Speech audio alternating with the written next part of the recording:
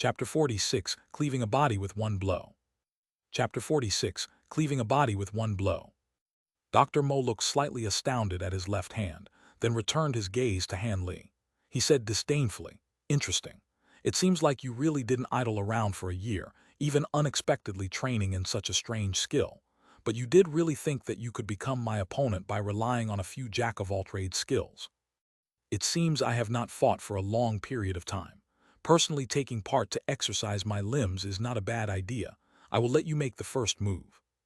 Han Li did not pay attention to Dr. Mo's insult. He had already decided to gain the initiative by striking first. As the saying goes, be the first to act and take any opportunities. The short sword in Han Li's left hand was brought towards the front of his body, attracting Dr. Mo's gaze. But from his inner right cuff, he quietly slipped down a white paper bag, dropping it into the center of his right hand. After that, he lifted his hand to scatter a wide stretch of fine white powder from the white paper bag. In the blink of an eye, it turned into a thick white smoke that enveloped Han Li entirely, making his figure appear unclear and indistinct. Moreover, the white smoke quickly diffused throughout the entire house and made the whole room into a vast expanse of whiteness. Even if one were to hold his or her hand out, he or she wouldn't be able to see even his or her fingers. Han Li had strangely disappeared amidst the smoke. Dr. Mo wrinkled his brows. Han Li's move was beyond his expectations, but in his heart, he disregarded it.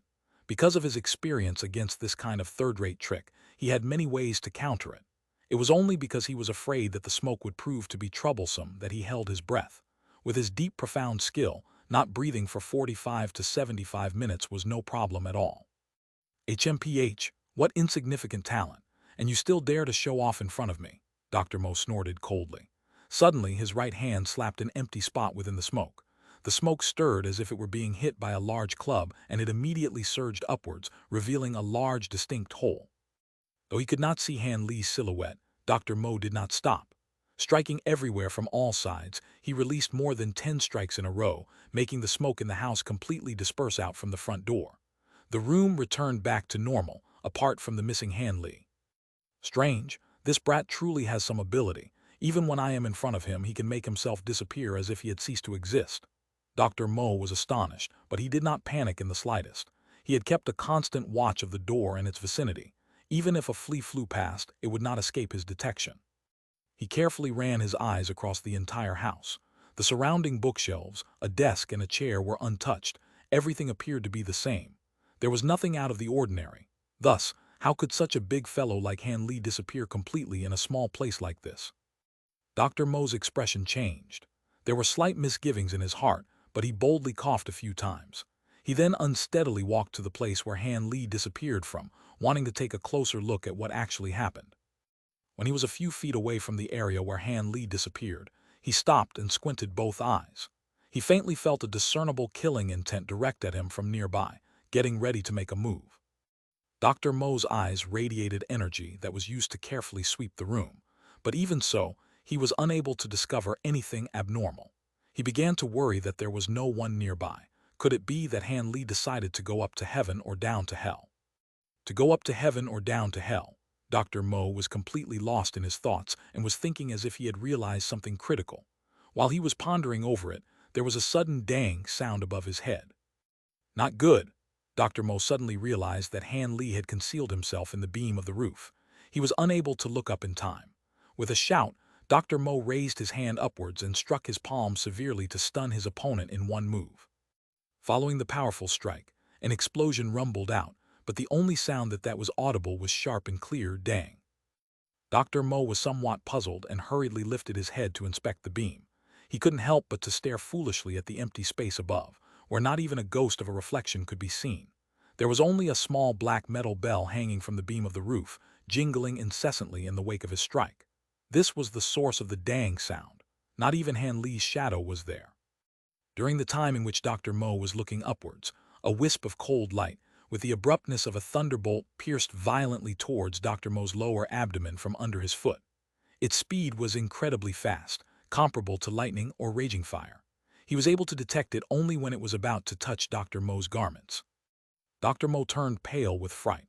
In a great rush, he reacted instinctively and twisted his body. His whole body seemed as if it did not have a spine as he bent backwards, his body bending into the shape of an arch. This dangerous short sword blow just barely scratched his belly, making a small cut. It nearly slashed open his chest and eviscerated him. TL, the original Chinese says that he formed an iron bridge. Imagine him forming a bridge with his body by bending backward into an inverted U. After experiencing that attack, Dr. Mo did not dare to relax. As if the sole of his feet had contained springs, he jumped backwards several meters without changing his posture. Only after retreating did he dare to rise and look alarmingly, yet furiously at the direction where the short sword's flashing light had emerged from. Only to see that the ground where Dr. Mo had stood just moments ago began to slowly swell. Unexpectedly, the swell became bigger and taller until Han Li finally emerged. He had used a combination of soft bones art, breath control art, and false hiding technique. At that moment, Han Li's clothes were the same color as the yellow ground. His left hand carried the same short sword that had nearly hit Dr. Mo, and his eyes expressed an annoyed look. It seemed Han Li felt that it was a pity that he missed his target just now. Startled by the previous slash, his heart was beating madly from fear of that short sword. He was not an inexperienced recruit who had never faced danger, but even so, there were only a handful of instances during which he faced a near-death experience. What made this experience even more frightening was that it was caused by Han Li, whom Dr. Mo had always looked down upon with disdain. He took a deep breath, his expression finally becoming serene, and said in a dry and rough voice, "It seems that I have underestimated you, my dear young disciple. Your display of skill was not bad. You are truly worthy of me taking you seriously." After saying this sentence, Dr. Mo slowly raised both hands to his eye level and gazed tenderly at his hands without saying a single word. His gaze was similar to passionately looking at a lover, forgetting completely about Han Li. Han Li raised both his eyebrows and sneered. He grasped his short sword tightly in one hand and slowly approached Dr. Mo in small, measured steps. Chapter 47, Demonic Silver Hand versus Shifting Smoke Steps. Chapter 47, Demonic Silver Hand versus Shifting Smoke Steps. Demonic Silver Hands. These three words rang out slowly from Dr. Mo's mouth as if they had drifted over from a far-away place. They possessed unfathomable demonic energy, causing Han Li to involuntarily freeze, halting his steps. Just as Dr. Mo's voice faded, a surge of immense killing intent seemed to explosively gush forth from Dr. Mo's body. The intensity of this killing intent was comparable to that of howling winds and torrential rains, increasingly getting stronger from all four directions, covering the entire residence. As Han Li strode forward, he clashed directly with the sudden surge of killing intent, and was involuntarily forced back a few steps before he could stable his body, standing upright. The expression on Han Li's face underwent a huge transformation as his heart rapidly sank. He knew that Dr. Mo had finally stopped underestimating him, and thus decided to use an ultimate technique to deal with Han Li. It seemed like his encounter with Han Li's short sword had truly angered Dr. Mo. "Hee, little brat, to think you could witness my ultimate technique, the demonic silver hands. Your level of good fortune is normally accumulated over 3 lifetimes." TL, last sentence is an idiom, the blessing of 3 lifetimes. Dr. Mo's ear-shattering roar still buzzed incessantly into Han Li's ear. Luckily for Han Li, Dr. Mo did not infuse the technique from earlier with his qi. Dr. Mo disliked using this method to achieve victory, causing Han Li to be slightly less worried. However, after hearing Dr. Mo boast about his ultimate technique, the demonic silver hands, Han Li could not help but stare at the hands of his opponent. After he looked, Han Li's face froze as he went slack-jawed, dumbstruck by what he was seeing. Dr. Mo's hands, originally as thin as tree branches, were swollen to more than twice their original size. What was even more terrifying was that his yellow and pallid skin had actually undergone a physical change and took on a silvery hue. Under the bright rays of the sun, it reflected a cold golden light, appearing to be indestructible and completely constructed from silver. This is Dr. Mo's true strength. After looking at Dr. Mo's hands, Han Li's heart sank even further. He clutched his short sword's hilt with a single hand, while rivulets of sweat involuntarily appeared on his palms, causing his grip to be wet and slippery. His combat experience was severely limited, so a single new skill displayed by his opponent was sufficient enough to cause Han Li to worry, turning the atmosphere heavy. On the surface, however, Han Li appeared unaffected. With a calm countenance that did not reveal the slightest bit of worry, he seemed to look down upon the ultimate technique Dr. Mo was displaying. Dr. Mo was ultimately unsatisfied.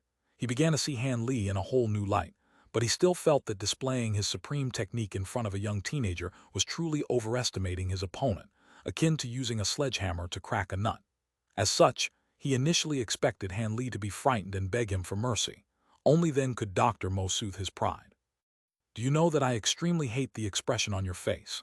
A brat who is still stinking of his mother's milk can act so bold, as if he has everything under his control," Dr. Mo coldly stated, making no attempt to mask his disdain and hatred towards Han Li. "Oh, is that so? Letting old Mo feel disgusted is my honor. I think that in the future I should further nurture my talent in this area," Han Li sarcastically replied, hoping that his sarcasm would cause his opponent to slip up and give him an opportunity. However, Han Li's obvious intentions were seen through. Dr. Mo stopped speaking and slammed his palms together, causing a pang sound to ring out, similar to the sound of grinding metal. His intent was to cause fear in the heart of his opponent. Dr. Mo's figure shook as he leapt in the air and maneuvered his inflated silver palms. Like a raging wind and as robust as Mount Tai, he rushed towards Han Li. Dr. Mo did not intend to waste any more time to capture Han Li. He would unleash his ultimate technique through a single strike. With a heavy expression, Han Li focused his full attention on Dr. Mo's attacking stance. After Dr. Mo had leapt into the air, Han Li raised his hands and aimed at the weak point of any individual, his neck. Dr. Mo slightly gawked when he saw how audacious Han Li was. Han Li actually intended to face his hard technique head-on. Dr. Mo couldn't help but feel joy in his heart as he laughed manically. "Go to hell," he directed a silvery hand to catch Han Li's short sword and aimed his other hand at Han Li's shoulder blade. Both hands smashed through the air with frightening speed. However, although the palm strike towards Han Li's shoulder blade looked tyrannical and terrifying, Dr. Mo only used half of his strength in that strike, which totally contrasted with his shout earlier. He was worried that he would critically injure Han Li and ultimately be unable to use him in his plans. Han Li naturally did not know of the truth of this matter, and as such, he treated the attack very seriously. There was no way he would use his own body to test the toughness of his opponent's silvery hands. Instead, he lightly shook his wrist, causing the short sword to slash horizontally instead of drawing circles in the air. He intended to use this move to protect the upper half of his body. Dr. Mo snorted, but the trajectory of his hands remained unchanged, still relentlessly pursuing the short sword without the intent to evade. "Dang!" A crisp sound rang out as Han Li's short sword slashed into the silvery palm, causing a few sparks to fly. However, the short sword did not manage to leave even a scratch on Dr. Mo's palm. Dr. Mo made use of this opportunity. Flipping his palm, he extended a finger and flicked it against Han Li's short sword without giving Han Li the chance to retract his weapon. As Han Li felt an explosive tremor, part of his short sword's blade broke and flew far away, burying itself in the wall. The other silvery hand formed a claw that arched towards Han Li's shoulder blade, hoping to seal Han Li's movements and catch him alive. Although the situation was rapidly taking a turn for the worst, Han Li showed no signs of panic. He slightly shifted his shoulders and sprinted forward, his body transforming into a column of smoke in front of Dr. Mo's eyes. Seeing such a vanishing body movement technique, Dr. Mo felt shock in his heart. However, he continued his attack, positioning both his hands in front of him like a screen to contain and block the smoke. He had no intention of letting Han Li escape. The smoke was truly abnormal. It hesitated for a moment before darting slightly in all four directions, as if it were contemplating which direction to escape to. It moved in a strange angle and evaded the screen. In the blink of an eye, the smoke sped towards the leftmost corner of Dr. Mo's residence before stopping and transforming back into Han Li. Chapter 48 Lies. Chapter 48 Lies. Dr. Mo landed gently on the spot where Han Li had originally stood. Without pause, he turned around to face Han Li. The proud look on his face was gone. Instead, all that remained in Dr. Mo's eyes was shock. At this time, Han Li wasn't doing very well either. He kept inhaling deeply while sweat collected on his forehead. Although his face was pale, his cheeks were flushed with a strange red color. These were all signs that pointed towards one fact. The evasion technique that Han Li pulled to save his life had consumed most of his energy. It was highly probable that he would not be able to pull off the same trick the next time. Taking a deep breath, Han Li tried to relax his body in order to relieve his muscles strains from using shifting smoke steps. All he could do now was to make the most of any time to recover so that he would have a better chance of winning in the next exchange. Han Li glanced down again at his left hand, which was still slightly shaking. There was no way he could use his numb left hand to wield his short sword. It seemed that all the hard work he spent training himself to wield the short sword with his left hand was all for naught. He could only count on his right hand for the rest of the fight. When he thought about it, he smiled bitterly to himself. He lost most of his energy and couldn't use the marvelous shifting smoking steps anymore. Even worse, he could only use one hand to fight. Since the situation couldn't get any worse, he decided to use his trump card. Han Li looked at the sun outside the house, estimated its position, and thought that it was a good time to execute his next technique. He peeked again at the short sword stuck in the wall, and knew that it was impossible for him to get back his weapon. Dr. Mo wouldn't let him just go and take it back. Han Li mumbled for a little bit and pulled out another weapon from his bag. This one was also a half-foot short sword with a scabbard, but since it was too short, it was more fitting to call it a dagger instead of a sword. When pulled out of its scabbard, it looked like a normal dagger with an abnormally thick blade that had been polished and sharpened. Han Li threw the scabbard aside and switched the dagger to his right hand. He extended his right arm, pointing the dagger at Dr. Mo in an offensive stance. Dr. Mo saw what Han Li was doing, but he didn't hurry to attack. He put both of his hands on his back and spoke softly with a kind face. Han Li, you surprised me when you repeatedly dodged my attacks, but do you think your luck will last forever? The movement technique you used just now was quite good, but it has its own limitations. Judging by your physical strength, it's impossible for you to pull it off again. Just surrender like you should have in the beginning. You should be able to see by now that I have no intention to seriously hurt you. Just listen to me, maybe it won't be as bad as you thought. Dr. Mo's change of attitude made Han Li have goosebumps all over his body. He had changed from a gentle teacher to a cold-hearted and unfeeling figure. Now, he was using meaningful and heartfelt words to try to convince Han Li to surrender. Han Li didn't know what to say. Dr. Mo actually thought Han Li would be that stupid and fall for this obvious lie. However, his words caused Han Li to gain some confidence. Dr. Mo wouldn't have used this childish trick to fool Han Li if he wasn't growing desperate. Han Li thought seriously for a while. He then signed and shook his head. Without a word, he waved his dagger at Dr. Mo and showed him his refusal. Dr. Mo's veins on his forehead suddenly bulged. Seeing Han Li ignore his words and use his weapon to provoke him, Dr. Mo couldn't suppress his anger any longer. You don't know what's good for you. He quickly took a big step forward and ferociously said, so close yet so far apart. Suddenly, Dr. Mo's body nimbly moved to a spot only a few steps from Han Li, as if he were capable of shrinking space, a feat that evoked extreme fear in those who had witnessed this technique before. Han Li, too, had a look of extreme shock displayed on his face. He swiftly retreated 2 steps backwards, increasing the distance between him and Dr. Mo, before brandishing his dagger horizontally in front of his body. The blade weaved a dance of cold light in the air, blocking Dr. Mo's path forward, as if Han Li had forgotten the previous suffering he had faced after clashing directly with Dr. Mo. Dr. Mo coldly laughed. Of course he would not remind his opponent. He separated his palms and attacked Han Li from 2 directions, completely disregarding the dagger's strange dance. As the 2 silvery hands approached the rays of light emitted from the dagger's dance, a bright laughter floated out, akin to what a hunter would do as he watches his prey step into a trap that was prepared beforehand. It was a laugh filled with immense satisfaction. The laughter dulled Dr. Mo's reactions and made his heart slightly tremble. As he slowed down his attacks, he heard a cold voice saying, "You have completely fallen for my trap. Look at the dagger in my hand." After hearing this, Dr. Mo involuntarily shifted his gaze over, only to see that the dagger had stopped its dance. In place of it, Han Li made a strange stance. He arched the upper half of his body and moved the sword down to his waist. The lower half of his body was stretched tightly like a knocked bowstring. His overall posture was similar to an arrow that was about to be shot from a bow. Other than emitting rays of green light, there wasn't anything else strange about the dagger in Han Li's hand. This caused Dr. Mo to be astonished. Could it be that Han Li adopted such a weird posture just to distract him? Thinking of this, glee blossomed in his heart. Dr. Mo wanted to sneer at Han Li, only to find Han Li rushing forward like an arrow of incomparable sharpness. Shooting forward like a bullet, Han Li's advance caused Dr. Mo's expression to change. Hurriedly, Dr. Mo once again joined his separated palms together, intending to use his palms to suppress the edge of his opponent's blade. Strangely, the dagger only slightly wavered, and somehow transformed into more than 10 daggers that waved around in the air before piercing towards Dr. Mo from different directions.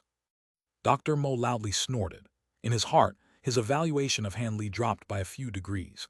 In front of an expert such as him, Han Li actually chose to use such an ordinary technique. Wasn't that equivalent to seeking death? Dr. Mo could tell with a single glance where the body of the true dagger was. As such, he squinted his eyes, targeting the position of the true blade. He increased his attack speed with the intention to crush the real dagger into pieces, causing Han Li to lose a weapon. Chapter 49, Hidden Within Concealment.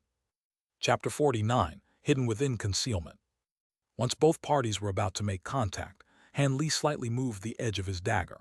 The blade's angle had only shifted slightly, but in Dr. Mo's eyes, his whole world had turned into chaos due to this seemingly minuscule but earth-shaking change. The small light reflected on the dagger's edge suddenly gave rise to a dozen extremely dazzling white balls of light. The radiance was incomparably intense, and Dr. Mo could not stop it from shining directly into his eyes. Not good. He secretly cursed in his heart as he hastily retreated backwards, immediately shutting his eyes. But by then, it was too late. The white light had already entered his eyes and prevented him from attacking. In that instant, Dr. Mo felt his eyes heat up, and his eyeballs began to ache incessantly. Tears dripped down from his eyes without restraint, and he had no time to wipe them away. He endured the discomfort with much difficulty and strained to open his eyes, but all he could see was a vast expanse of whiteness. Even an object's silhouette appeared like the layers of a mirage, fuzzy and indistinct. He instantly felt angry and frightened. Because of his own carelessness, he regretfully fell for his opponent's crafty trick once again. However, Dr. Mo had traveled the country for a long time, and thus had plenty of experience in handling various kinds of dangerous situations. He continuously retreated several steps backwards to try and gain some distance away from Han Li and buy himself some time to recover. Simultaneously, he withdrew his palms to the front of his body and waved them relentlessly. Relying on the invulnerable demonic silver hands, he protected the crucial areas of his upper body. He had already decided that before his eyes recovered, he would not take the initiative to attack. Any offensive attack would have to wait until he could see clearly again before making a move. Dr. Mo was aware that he was yet again caught within the brat's trap. Currently, Dr. Mo's contempt for Han Li had disappeared from his heart. The level of danger in his struggle against Han Li was not inferior to the life-and-death battles against formidable opponents from his earlier years. Even though he could not see Han Li's movements, Dr. Mo twitched his ears and listened with rapt attention, trying to use his sense of hearing to determine Han Li's next move. Suddenly, Dr. Mo vaguely saw a shadow flash by. Shortly after, there was a sharp noise and a surge of cold wind coming from his front. Dr. Mo did not panic at Han Li's attempt to assassinate him. Instead, he was delighted. Han Li's strategy was somewhat naive. If Han Li had silently hid at one side to mount a sneak attack, Dr. Mo would have truly been worried. However, there was nothing to fear from a bold frontal attack. He had already trained his hearing to the point of perception, able to distinguish between the sound of wind, a thrust of a dagger, and an attack from an embroidery needle. He was able to hear perfectly. Dr. Mo heard the noise clearly, but his hand deliberately slowed down to make a small opening in front of him. Sure enough, the surprise attack immediately changed direction, deviating from its neutral path and making a beeline for his throat. Dr. Mo grinned hideously. His right hand, which had been waiting the whole time, suddenly made a move. He quickly grasped firmly onto the edge of the blade as he did not fear the sharp edge of the dagger at all. Han Li was aware of the turn of events and violently exerted some force to pull the dagger back a few times. But in the grasp of the demonic silver hands, the dagger did not budge at all, making Han Li's attempts a waste of effort. Dr. Mo felt a little proud of himself, but he did not dare to be careless for a moment because he was afraid that Han Li would realize this chance and release his grip on the dagger to run away. With disregard for his ability to see, Dr. Mo abruptly executed a move using 100% of his power with one hand. He pulled the dagger to one side, planning to pull Han Li firmly away from his front and personally hold him down. Instead, Dr. Mo felt that his hand was as light as a feather, as if there was nothing in his palm. He was greatly startled. He had definitely grasped the edge of the blade, so how could his hand be light all of a sudden? Even if Han Li had managed to loosen and release the dagger from Dr. Mo's grasp, it shouldn't have caused Dr. Mo's hands to become light this abruptly. Dr. Mo did not have enough time to think about it. His body acted on reflex and maneuvered evasively. At once, his head dropped to one side, and he leaned over with all his might. His neck was bent in an unfathomable angle in an attempt to avoid a fatal attack. Dr. Mo's many years of bitter training and profound skills had finally displayed their usefulness. At this moment, Dr. Mo felt something cool, a sharp object brush against his neck. It barely grazed his skin and did not result in further injury. After dodging this attack, Dr. Mo feared that Han Li still had some moves in reserve. Without thinking, he actually copied one of Han Li's previous escape tricks. He dropped his whole body to the floor and rolled away. Only after rolling a great distance from Han Li did he dare to rise and stand. He hastily used 2 fingers to put pressure on the blood vessels in his neck to stop the bleeding. At this moment, some fear arose in him. A moment ago, he felt that he could not hide anywhere within the room, but he did not expect his body's instincts to be brought into full throttle and actually manage to escape death by random chance. He had been thinking hard up to this point, but eventually Dr. Mo could not help but raise his head to glance at Han Li. At this time, he discovered that he could see the objects within the room with clarity. He was unaware at which point in time his vision returned back to normal. Dr. Mo could only see Han Li glaring at him with dissatisfaction, obviously discontent with Dr. Mo's continuous evasion of his blade. Han Li carried in his hand a sharp, inch-long weapon. From its shape, it resembled an odd awl, but its handle was the original dagger hilt. The weapon as a whole looked somewhat grotesque. The surface even had some blood stains on it. This was indeed the strange weapon that had injured Dr. Mo. Dr. Mo turned gloomy, his eyes filled with fury. He kept having narrow encounters that threatened to cost him his life. Dr. Mo was about to lose his patience and about to burst with anger, but he noticed that his right hand was still holding on to something. He looked down and saw an immobile blade. He lightly lifted it up to get a closer look. Suddenly, he realized that this blade was hollow. The space within the blade was similar to the shape of the sharp awl. This blade was merely a cover used to conceal the awl from his vision. Because of this discovery, the rage that filled him was suddenly extinguished thoroughly. Chapter 50, Aromatic Coiling Silk. Chapter 50, Aromatic Coiling Silk. Dr. Mo finally figured out why Han Li had been determined to keep the door open the moment he entered the room. Han Li's request foreshadowed his use of the sun's glare. Dr. Mo's opponent was of such a young age. How could he be this thorough? This meticulously calculated, sinister chain of events made this old and experienced figure of Jiang Hu unable to fight back. Han Li's profound schemes did not match his age and experience. Could it truly be that this person was truly a natural genius, perhaps even a reincarnated prodigy? He pondered deeply. The more he thought about it, the more his fear grew. A cold sweat covered Dr. Mo from head to toe. Enduring this frustration, Dr. Mo grew far more wary of Han Li. He cautiously and solemnly faced the youngster. For a short while, he did not dare to act again. Han Li also did not know why Dr. Mo was just staring at him without the slightest intention to attack. For a short while, both sides had silently decided to cease hostilities. They gazed at each other in anxiety. After a moment passed within this awkward atmosphere, Han Li suddenly started speaking. His sentence would leave Dr. Mo dumbstruck and distracted. "Elder Mo, why don't we make peace? Or how about I surrender? What do you think?" Saying this, Han Li swung his arms. He straightforwardly threw down his weapons and gazed at Dr. Mo with a smile, exposing rows of pure white teeth. Just like that, he donned the appearance of a simple and honest youngster from the countryside. "Surrender." Dr. Mo originally believed that his ears had gone bad. However, he immediately reacted. Looking at Han Li's discarded awls, he did not have slightest degree of trust, so he fiercely asked, "What's your plan? Don't think that I would trust your false words. You want to surrender. You could have done that from the start. There was no need to wait until after we became irreconcilable adversaries. What else is up your sleeve?" Han Li looked at Dr. Mo with a smile and did not speak. Instead, he seemed to tacitly agree to his criticisms. These two had once more sunk into confrontation. After a short while, Dr. Mo seemed to think of an extremely funny matter. He unexpectedly lifted his body, put both hands on his abdomen and laughed at the top of his lungs. The laughter was unrestrained, and tears flowed out from the corners of his eyes. "Ha ha ha ha ha, truly. This is truly interesting. I had actually forgotten such an important aspect. I had actually truly been the target of your traps," said Dr. Mo in an ambiguous manner in between his disjointed laughter.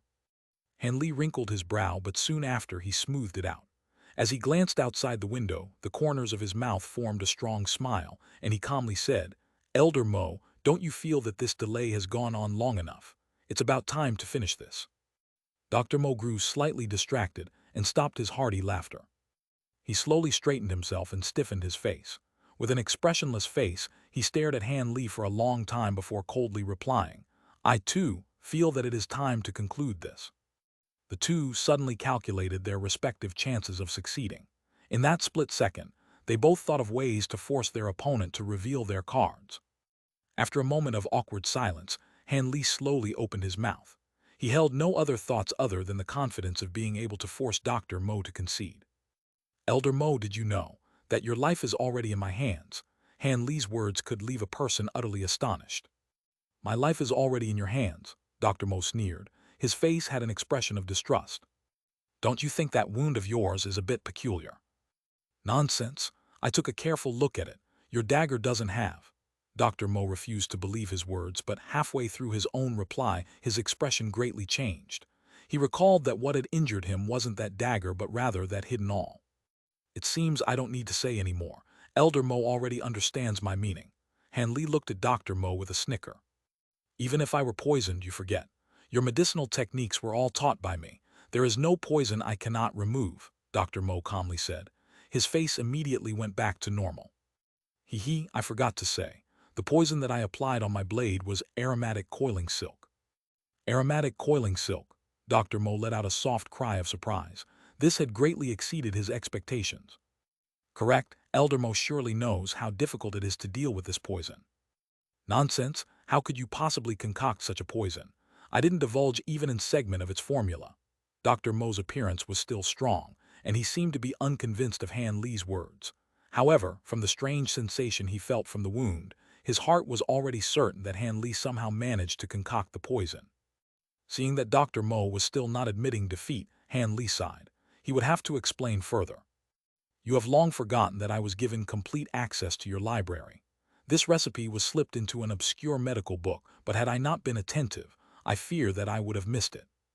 Dr. Mo recalled this fact. Back when he had originally obtained this recipe, he casually slipped a detailed copy of the medicinal formula into a random book because he was afraid he would forget the convoluted procedure, which required too many ingredients. Later, he completely forgot about this piece of paper because he had far too many affairs to handle. He hadn't expected this to benefit Han Li and cause him such a huge problem.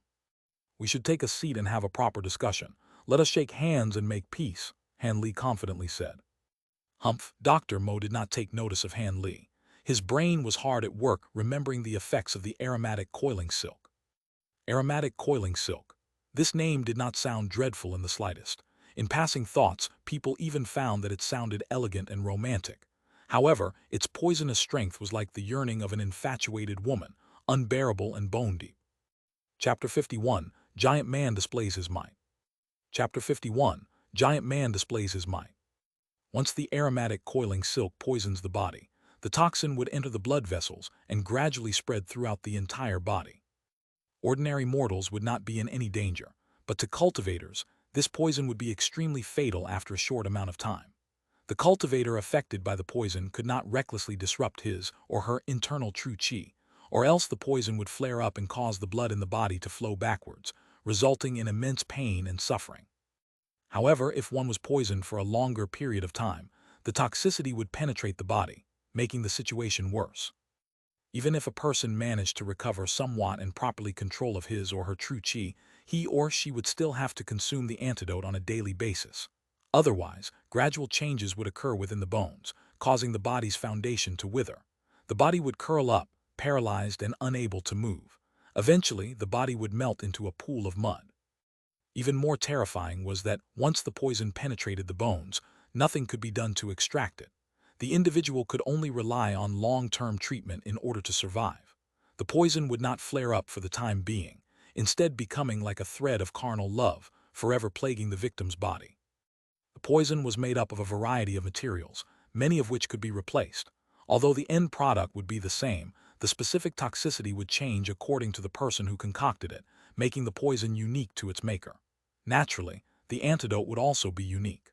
Only the person who manufactured the poison would be able to prescribe the correct antidote and suppress its toxicity.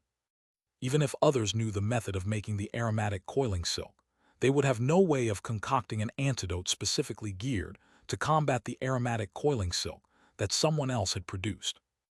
This way, the poisoned individual's puny life would be within the hands of the one who poisoned him. Unable to rebel or resist, the victim could only be obedient.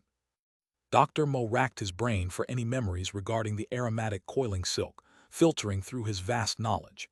He then understood the reason behind Han Li's fearlessness. Dr. Mo sneered in his heart, but his facial expression did not change. He indifferently asked, "Is this your last trick? Brat, it seems you have ran out of moves, so just obediently admit defeat." Han Li's heart sank upon seeing no changes in Dr. Mo's expression.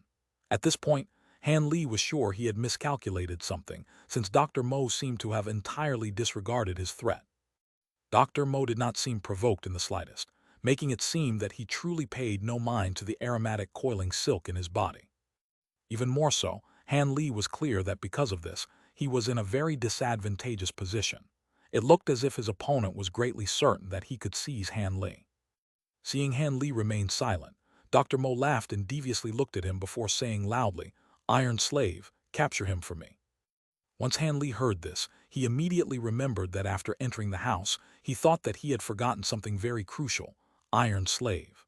However, he had no time to mull over it. Instead, Han Li used the tip of his toes to hook the awl that was beside his leg. It automatically jumped into his hand. In an instant, a large shadow rushed from the corner of the room with a fierce wind following close behind. Its speed was incredibly fast, and it appeared before Han Li in a second, rendering him unable to evade. Helpless, Han Li could only use the sharp awl in his hand to stab towards the shadow's lower abdomen. He hoped he would at least be able to resist for a while, so that he could have a chance to retreat and recover his breath. Stabbing the abdomen with the small awl was not the most optimal move, but Han Li had no other choice. His opponent was just too tall, and the weapon Han Li was using was only a few inches long, which made the abdomen the only area it was capable of reaching. Han Li suddenly felt like he had just collided against some kind of monster. It was as if a large wooden object had smacked his extended wrist, directly dislocating it from his arm. Subsequently, his body fell back a few steps due to the impact. The awl in his hand seemed to have struck a rock and was sent flying, disappearing without a trace. Han Li was unfathomably startled and angry. Just after barely stabilizing his body, the large figure appeared before him in the blink of an eye. Immediately, Han Li felt a sharp pain on both his shoulder as two large hands latched onto his shoulder blades tenaciously, pinning him down. Han Li struggled with all of his might, but it was as if an enormous mountain were pressing down on his body, rendering him unable to move at all. He was not able to do much in this kind of situation. In a moment of desperation, he lifted up his knee and aimed ferociously towards the weak point between the large shadow's legs. Ouch! It was so painful that Han Li was constantly dripped with cold sweat. Upon unleashing an attack that would have normally been fatal on his opponent, he discovered that the giant shadow was incomparably solid. His kneecap broke into many pieces, just like the pieces of a hen's egg cracking upon hitting the egg against a rock. However, Han Li's move only provoked his opponent. The large hands above his shoulders suddenly increased their pressure. Han Li was in so much pain that he feebly collapsed to the ground, almost losing consciousness. "Easy, Iron Slave. I still have use for this person," Dr. Mo loudly commanded. After those words were spoken, Han Li felt his shoulders lighten, and the pain was greatly reduced. In his heart, he couldn't help but sigh in relief. For once, he thought that Dr. Mo's voice was pleasant to hear. But after rejoicing for a moment, his creeping suspicions resurfaced in his mind. From the very beginning of their fight, Han Li found that, for some unknown reason, Dr. Mo would become lenient towards Han Li at crucial points in the scuffle, afraid that Han Li might hurt himself. Naturally, Han Li knew that Dr. Mo was not the sort of benevolent person that would intentionally go easy on him. There was definitely some sinister affair going on that Han Li wasn't aware of. Dr. Mo's concern that Han Li would hurt himself was why Dr. Mo had been cautious when taking action against Han Li, because he did not dare to attack violently. If not, the two would have been at each other's throats. Han Li secretly made up his mind to fully exploit this aspect when negotiating with Dr. Mo, and then think of a way to escape his opponent's evil clutches. As Dr. Mo walked to the front of Han Li, he could see through everything that Han Li was thinking. He let a sneer flash across his face as he felt around Han Li's chest and extracted a mirror. He couldn't help but be somewhat dumbstruck at this object. As it turned out, it was this object that had protected Han Li's chest from Dr. Mo's strike. Without saying anything, He slightly nodded his head and took out a rectangular, yellow wooden box from his bosom. This box was remarkably exquisite, and its surface was engraved with a dragon and a phoenix. Anyone could see that it was a rare and precious object, and thus rarely seen by ordinary people. Dr. Mo faced Han Li and solemnly opened the lid of the box, revealing a few strange, identical silver blades. They somehow resembled a combination between a dagger and a sword. The body of the blades were very peculiar. They were curved into half-moons, their length similar to that of stiletto knives. Dr. Mo took out one of the silver blades. Han Li saw that, oddly enough, the sinister blade was as thin as a piece of paper.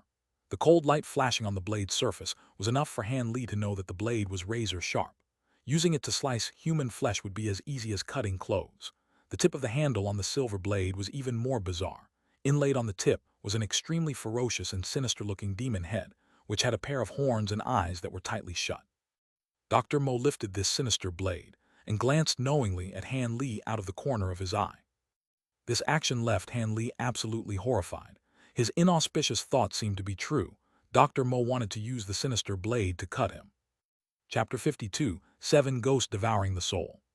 Chapter 52, Seven Ghosts Devouring the Soul. Han Li's face started to turn green as he helplessly stared at Dr. Mo lifting the sinister-looking blade high up in the air. Under the beams of sunlight, the edge of the blade sparkled intensely, showing its sharpness conspicuously. His heart involuntarily began to panic, but his intellect told him that Dr. Mo was only intimidating him.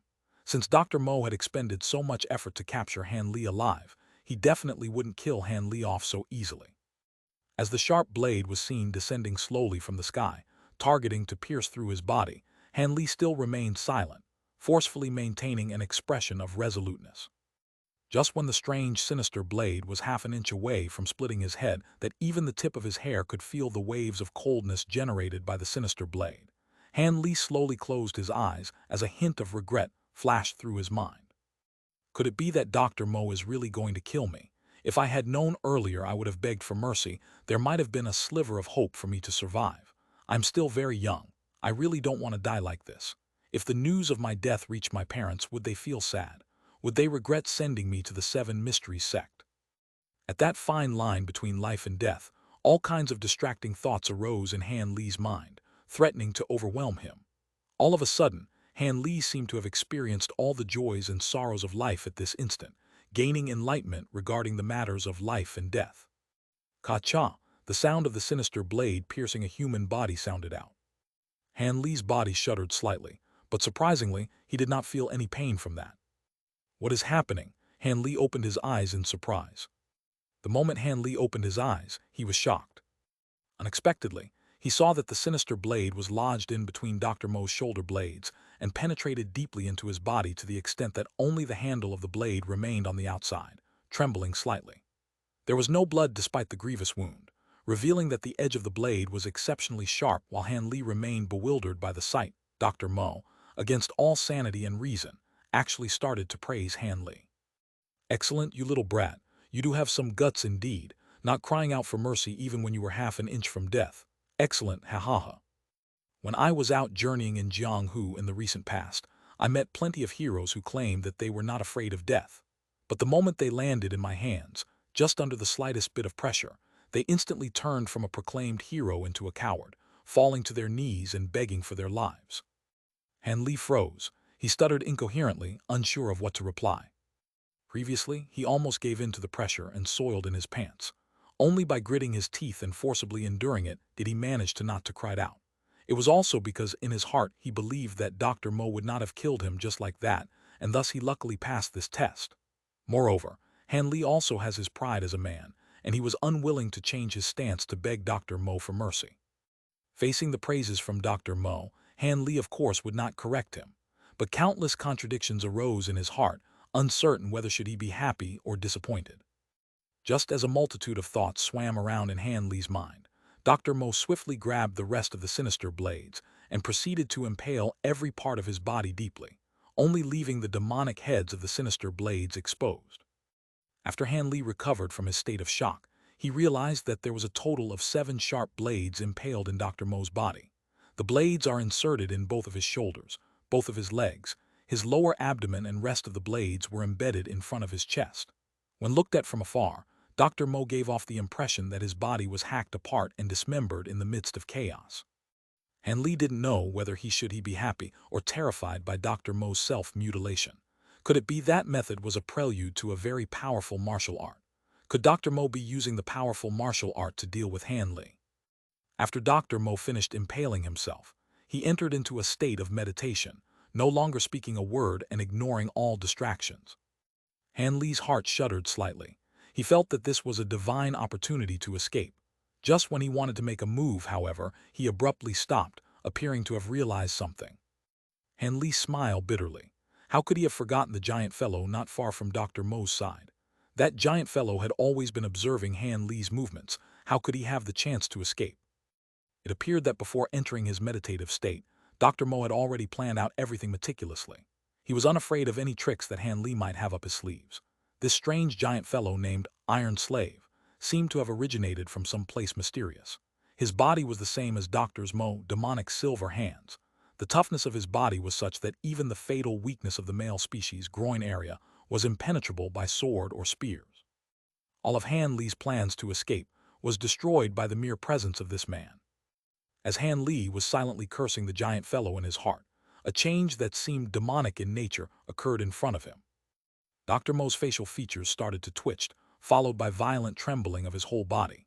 His facial features contorted grotesquely, as if he was bearing tremendous pain.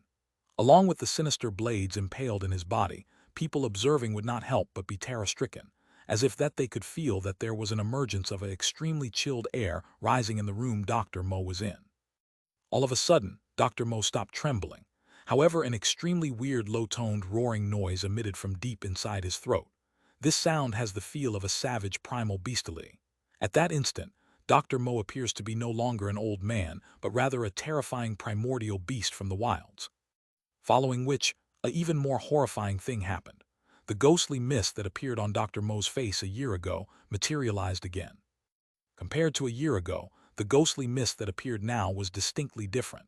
Other an increase in the volume, the color of the mist now was blacker than black. When it appeared on Dr. Mo's face, it was akin to him wearing a pitch-black mask obscuring his original features. Shadowy tentacles also started to emerge from the ghostly mist. In addition to this, the ghostly mist underwent an earth-shaking change. Amidst the shadowy tentacles, the black fog seemed to have gained texture, becoming shiny and velvety. It seemed to have a will of its own, expanding and contracting uncontrollably, giving the appearance of it dancing madly on Dr. Mo's face. Both hands of Dr. Mo assumed the lotus hand gesture, contorting into a strange position. His lips were moving slightly, as if he were muttering some spell incantations, only that his voice was too low that Han Li could not catch what he said. Alongside of Dr. Mo's strange gesture, the ghostly mist on his face seemed to be extremely agitated. Just like pouring ice-cold water on a boiling hot pan, the ghostly mist started to surge and seethe, creating a lot of small tentacles that were writhing threateningly in the air. It seemed that they wanted to stop Dr. Mo from doing something. Just as the black fog was at its most saturated point, Dr. Mo suddenly opened his eyes. Despite the intense blanket of black fog, Han Li could still see Dr. Mo's eyes were full of vitality and concentration. 7 Ghosts devouring the soul. Dr. Mo roared out the name of the secret art that he is planning to use on Han Li. Chapter 53 Handsome Man. Chapter 53 Handsome Man. As Han Li heard the name of the skill, his heart involuntarily shuddered. What happened next left an everlasting impression on him. It reminded him that there were still a lot of things in this world that were unknown. As Dr. Mo roared, the 7 sinister blades embedded in his body started to tremble. A buzzing sound was emitted from the demonic heads of the blades, getting louder and more acute by the second as if they were coming to life.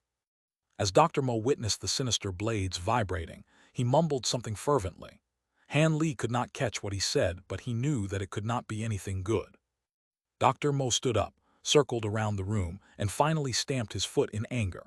He reluctantly raised his index finger and stuffed it into the mouth of one of the demonic heads. An incredible and inconceivable thing happened. That demonic head that was supposedly dead actually opened its mouth and chomped down on Dr. Mo's index finger, as if it was enjoying some heavenly delicacy.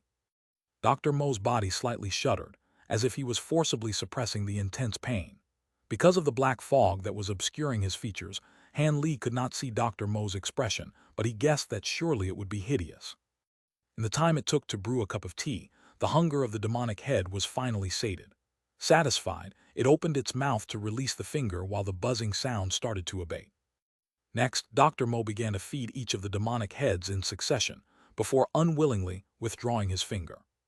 After completing this, Dr. Mo resumed the lotus hand gesture from before, mumbling the spell's incantation and shouting out, "Seven ghosts devouring the soul," again.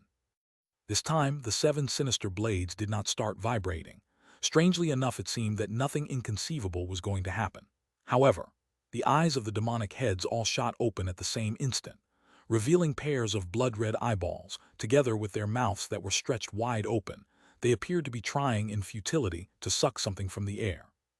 The ghostly mist on Dr. Mo's face began to convulse and expand, as if it could sense the danger of an imminent threat.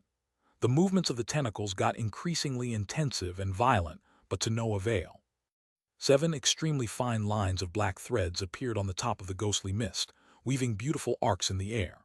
Following an unseen energy, the lines of black thread accurately seeked out and were devoured by the mouths of the demonic heads that appeared to be eagerly waiting. Han Li stared in shocked silence. All that transpired occurred right in front of him, so the details of every action by the ghostly mist and demonic heads, however minute, were deeply engraved in his mind. He was so close that, when the mouths of the demonic head was stretched open, he could even see their teeth clearly. It was the first time that Han Li had such close proximity contact with the mysterious energies from another plane of existence. He was awed and stunned by the feeling. The demonic heads of the strange sinister blades, as well as the ghostly mist on Dr. Mo's face, emanated out a heavy demonic air. This phenomenon could not be explained by common sense.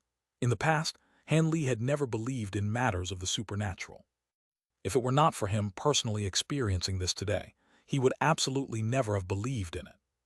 Yet how could Han Li not be unnerved? Elements of stories from myths and legends were actually happening in front of his very own eyes. At this moment, the state of Han Li's mind was in turmoil. Knowing that he was the target, Han Li was unsure of how should he react in the face of this extremely bizarre, inhumane power. Gradually, the ghostly mist on Dr. Mo's face slowly started to dissipate. The volume of the mist visibly thinned as the demonic heads devoured it, leaving behind a final layer of darkness, and resulting in a faint shadow that clinged onto Dr. Mo's face. As the mist faded, the facial features of Dr. Mo slowly began to be visible, but the moment Han Li saw the face of Dr. Mo, he was thunderstruck, gawking like a retard. There was too many things that left him astonished today. However, all the things that had happened before were diminished by what he saw now.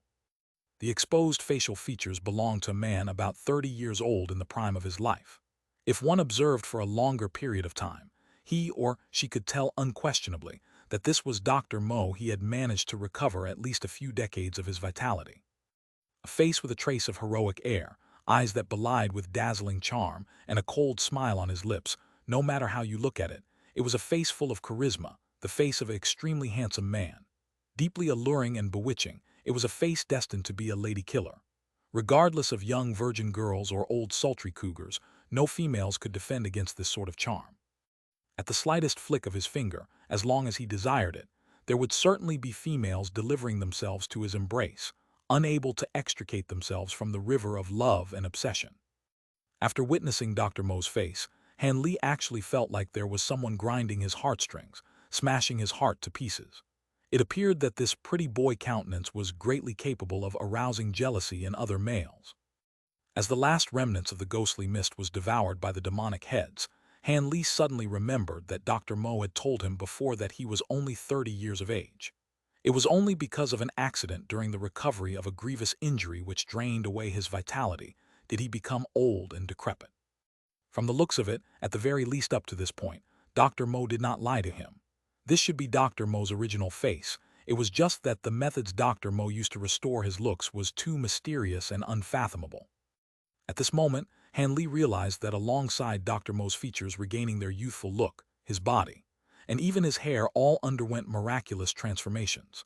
That jet-black hair, that sturdy body, without a shadow of a doubt, it was certain that the physical energy of Dr. Mo had been rejuvenated to the pinnacle stage of his youth. But since Dr. Mo had a way to recover his vitality, why would he still go all out to capture me? Han Li questioned himself. Regarding this, Han Li had his suspicions. After he recovered from the shock, he realized that he was still in immense danger. Neurons started firing rapidly in his brain, repeatedly analyzing everything and hoping to find a path of escape. From Han Li's perspective, it appeared that Dr. Mo had been struck dumb. Dr. Mo was just standing there in silence. After some time had passed, he finally raised his hand. Using an expression that was akin to looking at a precious newborn baby, Dr. Mo attentively studied his new shiny and velvety skin. After examining himself, he slowly closed his eyes, propping his chin against both of his palms and gently caressing it as if he were enjoying the long bygone feeling of youth. Looking at the narcissism that clouded Dr. Mo's features, Han Li felt like vomiting. He could not grasp what Dr. Mo was feeling right now, that intoxicating feeling of recovered vitality. "Old man Mo, looks like you have fully regained your vitality. Let me congratulate you first. It seems that you no longer require Disciple's help, so could you possibly let Disciple off the hook? No matter what issues you have in the future, your Disciple would help you without question." Han Li was running out of patience. Up to now, he was still unsure of what methods Dr. Mo was going to utilize to deal with him. Han Li pretended to be ignorant and questioned Dr. Mo, hoping to know his fate before making any decisions. Chapter 54, Solog Talisman.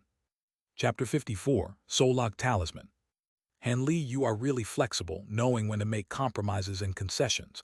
However, letting you go, do you think it's even possible? Dr. Mo sneered. Han Li was shocked at the sound of Dr. Mo's voice. When Dr. Mo spoke, his voice contained faint traces of charisma, anyone who listened a sense of attraction and contentment.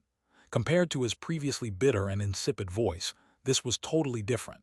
It appeared that in comparison to his current looks, the beauty of his voice was not any worse off.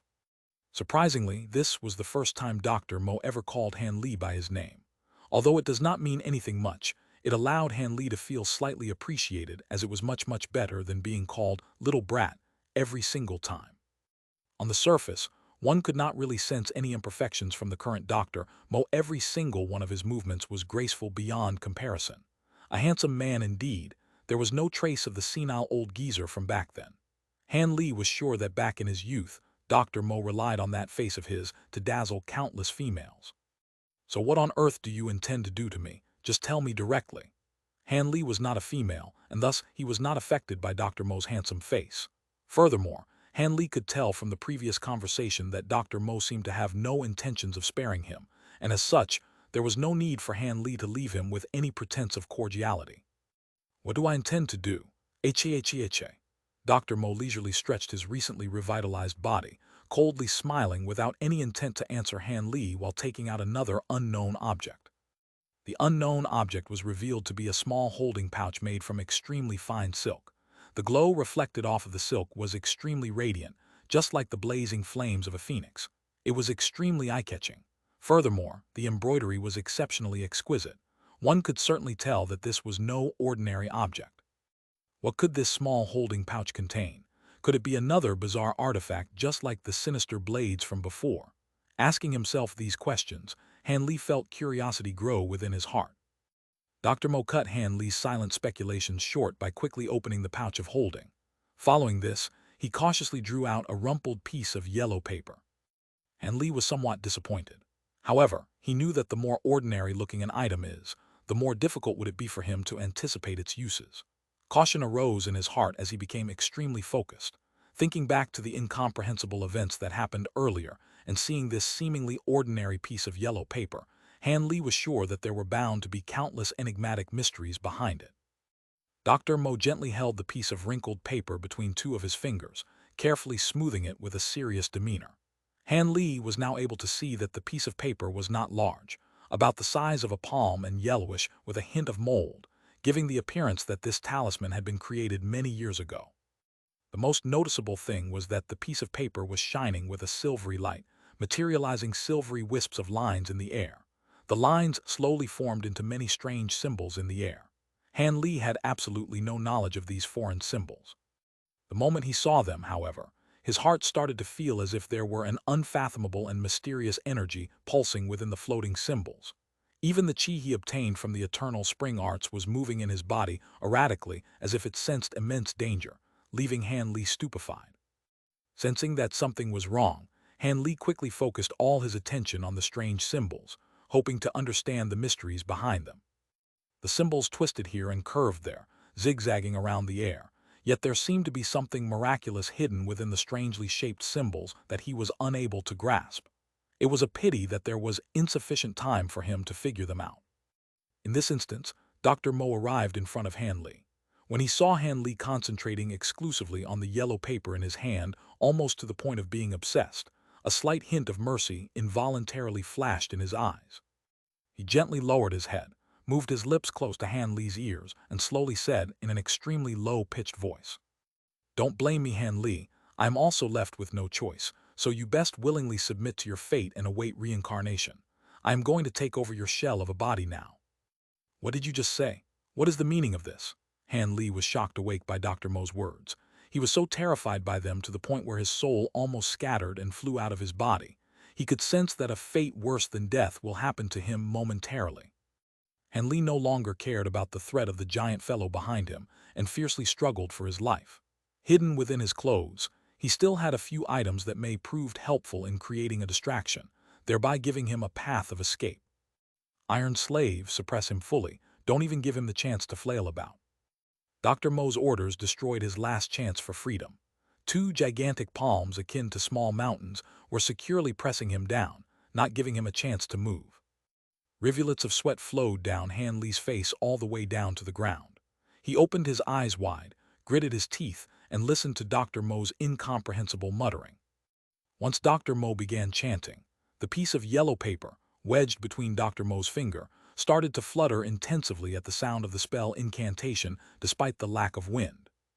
Meanwhile, the silver symbols in the air started to shine with a mysterious silvery glow. Even though Han Li's movements were sealed, he was still clear-headed. He understood that the mysterious silvery glow signified that Dr. Mo was about to make his move. Dr. Mo looked solemnly at the talisman, and when the last of the symbols glowed with that mysterious silvery light, he roared in delight. Using various special methods, he waved the yellow paper wildly in the air, writing the word for seal. After the word seal was completed, a thunderclap noise rumbled out. At the same time, the talisman was pressed firmly onto Han Li's forehead, staunchly sticking there. As the talisman came into contact with his forehead, Han Li lost control of his bodily functions. He couldn't even blink. Despite this, he was still able to see with his eyes and hear with his ears. He was currently the same as a normal human, unable to circulate his internal energy, akin to a walking zombie. TL, walking zombie, refers to a person who is unable to cultivate internal energy. In other words, a regular mortal. This type of feeling was totally different from that of his acupoints being sealed. After one's acupoints are sealed, although one could not move, they are still able to feel numbness and itchiness. The current Han Li, however, was not able to feel anything. Waves of terror assaulted Han Li. He did not know how Dr. Mo was going to control his body and steal his identity. Was this considered a successful attempt? "Don't rush. Your body should still be able to sustain this state for a little while longer," Dr. Mo muttered, although Han Li was unsure about whether he was talking to Han Li or to himself. Chapter 55, The Third Person. Chapter 55, The Third Person. "You truly are quite cunning," said Dr. Mo. "If you were left to your own devices, even I would have some difficulty dealing with you."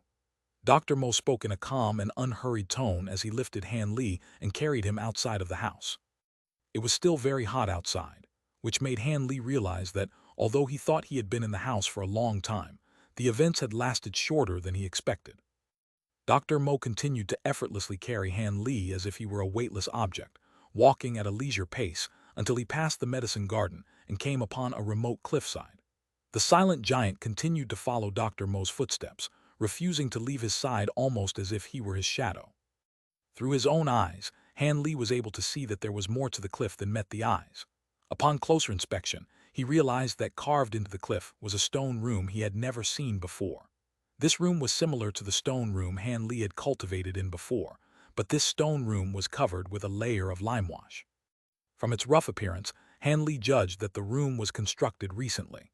He was certain that he would be able to smell the pungent smell from the limewash. Afraid that somebody might come along and disrupt his plan, Dr. Mo ordered the giant, "Iron slave, stay outside and stand guard. If you see anyone near the house, kill on sight." He then easily opened the door and stepped inside, closing the door behind him. His familiarity with the layout of the room suggested that Dr. Mo built this place himself. Han Li assumed that with the door tightly shut and closed windows, the room would be pitch black. But contrary to his belief, the room was filled with candles of many different shapes and sizes that were brightly illuminating the room to the point where it seemed as bright as the outside daylight. The room left Han Li speechless, but even if he wanted to say something, he was unable to control his body. Since he could not control his body, Han Li had no choice but to examine the interior of the room. He noticed a strange pattern in the center of the room. It seemed to be made of some sort of powder, but Han Li was unable to get closer look. At the edge of the strange pattern were fist-sized pieces of jade that glowed in the candlelight. With a glance, it was obvious that each piece of jade was a rare and priceless item. If an expert on precious stones were to see such priceless treasures set on the ground, he would feel such an immense heartache that he would be unable to sleep for several nights. At this time, Han Li felt his body being roughly thrown by Dr. Mo. His body made a pudong sound as he crashed into the center of the pattern with his body facing upwards. Unable to move his body, he could only capable of staring at the ceiling. To say the least, Han Li was extremely anxious from being unable to anything in his current situation. The fact that he failed to see any of Dr. Mo's actions made him unable to calm down and heightened his fear. The only consolation he had was that he was not facing the ground, or else he would have been unable to even look at the ceiling. Poo poo poo, backslash sound of puffing backslash. A string of strange sounds heightened Han Li's fear and confusion, but he soon realized that it was the sound of Dr. Mo blowing out several candles. Gradually, the room became dimmed. Han Li did not know the purpose of this action, but he did not have much time to ponder on its meaning since Dr. Mo suddenly opened his mouth and said, "The method you mentioned, will it really work?" "Well, I'm betting everything on it," said Dr. Mo in a cold tone that sounded out of place. This caused Han Li to be bewildered as he did not know if he was the one being spoken to. There were only two people in this room, him and Dr. Mo, so who else could he be talking to? Did Dr. Mo forget about the cursed yellow paper that prevented him from speaking? "I guarantee it will work. After all, how could the seven ghost technique that I passed on to you be fake?" A new voice suddenly replied, seemingly out of nowhere. At this point, Han Li was beyond being surprised at the sudden appearance of a new character, because all the strange things he experienced in the past few hours far exceeded the amount of strange things he heard in the past few years. Instead of being astonished, Han Li calmly deduced from the sound of the man's voice that he must be a young adult around the age of 20. "Heng, what's the point if it ends up failing halfway?" TL, Heng is an exclamation, not the name of the mysterious man. Right afterwards, Dr. Mo released out a string of curses which caused no amount of shock to Han Li. This type of vulgarity was nothing special coming from Dr. Mo, but his sudden transformation into a pretty boy made his dirty words seem out of place, allowing Han Li to feel a hint of sardonic pleasure in his pitiful situation. "If you suddenly pull a trick at the end and make me fall into your trap, who am I to turn to then?" Not waiting for the young voice's reply, Dr. Mo continued on with a self-preserving tone. "I don't want to hear your useless guarantees. I know you are already dead since I was the one who killed you. How could you not hold bitter hatred for me and try to look for any opportunity to gain revenge? Do you think you can deceive me?"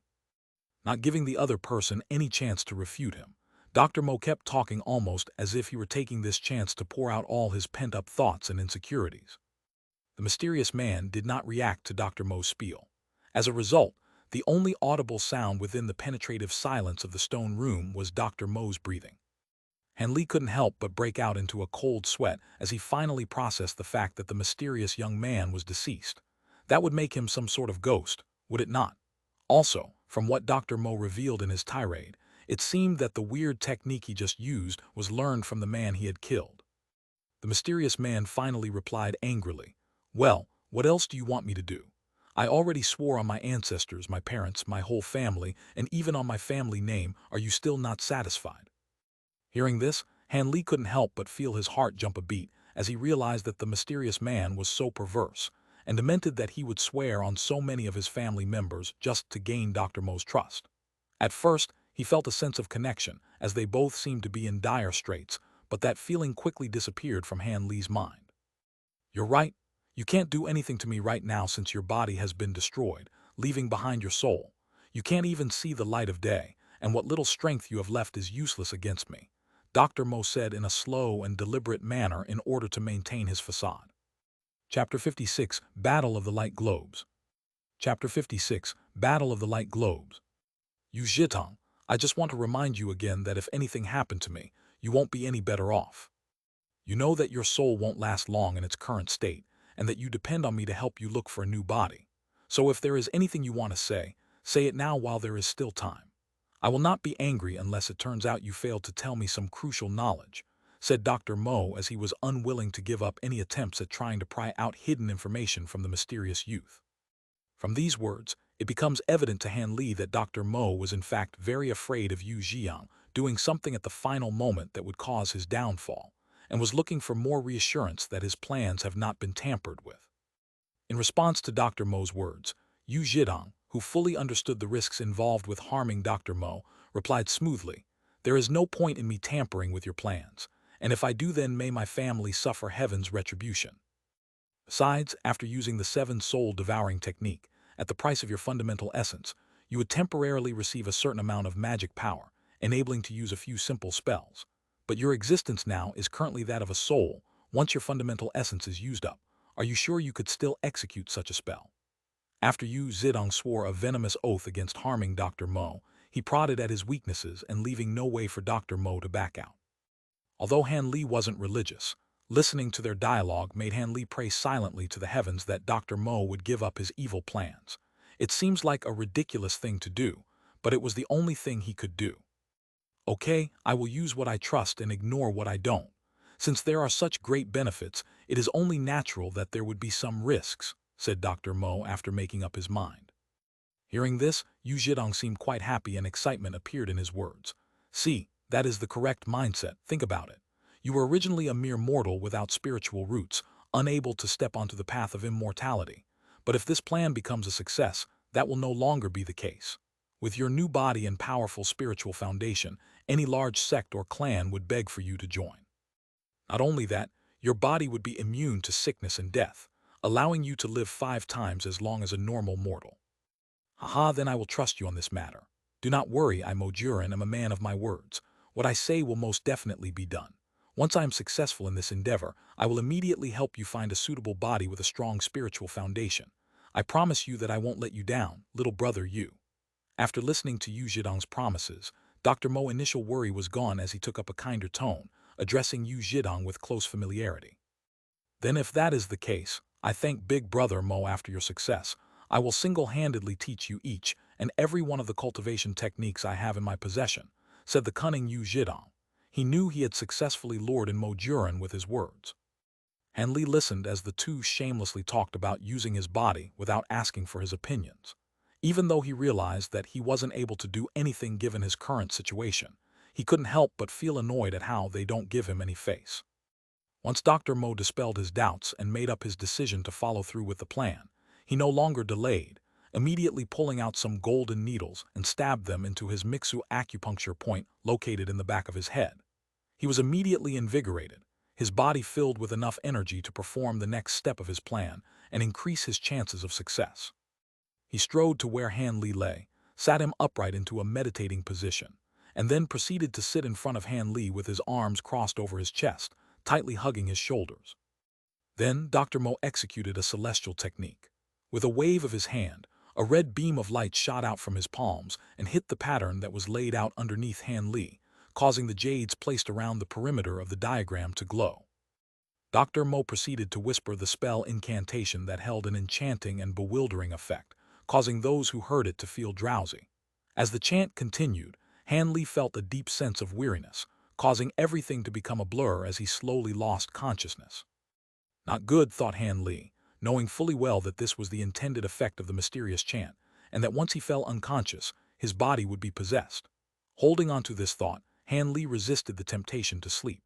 Thoughts of biting his tongue and pinching himself were quickly disregarded as he was not in control of his body, so in the end, no matter how hard he tried, he was unable to fight off the effects of the spell and fell to a deep slumber. Right before he fell unconscious, the last image he saw was the handsome face of Dr. Mo. At that moment, however, Dr. Mo looked more like an ugly devil than a handsome figure. The last words Han Li wanted to say to Dr. Mo was, "Your ugliness suits you."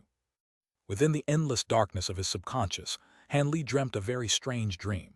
In his dream, he was a fist-sized globe of green light that was happy and free in his own little world. But not long after, a thumb-sized yellow globe carrying an evil intent suddenly invaded his dream. Upon seeing the green globe, the yellow ball of light aggressively charged at the green globe of light, suddenly revealing its mouth to bite down upon the green globe that was Han Li. Of course, Han Li was not weak, and he also opened his mouth to retaliate.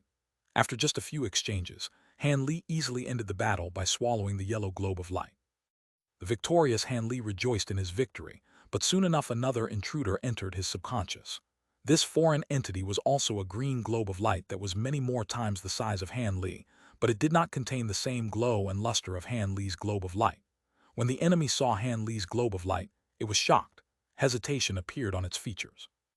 After Han Li experienced the amazing taste of devouring other globes of light, the sight of a new enemy did not cause Han Li to give much thought to his opponent's power, as he charged right at his enemy with the intent of devouring him. The enemy, seeing Han Li's attack, reluctantly chose to charge forward and engage in battle. Even though the opponent was many times bigger than Han Li, its attacks were only slightly stronger than the yellow globe of light Han Li recently devoured. Upon realizing its disadvantage, the invader tried to turn and escape, but Han Li was unwilling to let it leave so easily and gave chase, biting at the fleeing invader. The invader was very tricky and slippery. Every time Han Li seemed to have caught it, the green globe would cut off the part that was caught and continue to flee. In the end, the invader managed to flee, but its body mass was 1/3 its original size. Although Han Li was reluctant to let his opponent go, there was nothing he could do about the matter, and so decided to wait around for more enemies to invade so that he could also devour them. Sadly, no more globes of light came, and he continued to float around. Chapter 57, Body Awakening, Enemy Perishing. Chapter 57, Body Awakening, Enemy Perishing. Hidden within the depths of his heart, an icy chill slowly appeared and quickly spread throughout Han Li's body, rousing Han Li from his stupor. When Han Li became clear-headed, the first thing he felt was an immense pressure in his head, followed by waves of pain across his entire body. He felt indescribably weak, as one would feel at the onset of a serious illness, and he was unable to open his heavy eyelids no matter how much effort he expended. Still feeling a bit dazed, Han Li managed to recall the events that occurred right before he passed out. Han Li was struggling for control over his body when an immediate sense of panic flashed through Han Li's mind, causing adrenaline to flood through him, sharpening his befuddled mind, and allowing him to quickly assess the situation around him. "Ye!" he exclaimed in shock as he realized that his mind had not been taken over by Dr. Mo True. He could barely move his eyelids, not to mention the rest of his body. But the waves of pain spreading throughout his body told him clearly that he had regained control over his own body, and that Dr. Mo had failed in his plans. Why did Dr. Mo's plan fail? Did he do something wrong? Filled with surprise, Han Li was able to think of one plausible explanation for his current situation. Barely containing the excitement within his heart, Han Li patiently waited for his body to regain some of its energy before he tried once more to open his eyes. After a short but strenuous battle, he managed to crack open his eyelids to see what was going on around him. The first image he saw when he opened his mind was the sorry state Dr. Mo was in. His hair was all white, his face was thin, wrinkled, and haggard. It seemed like he was at least 10 years older than he was before his youthful transformation. With this appearance, it was impossible to imagine him any older.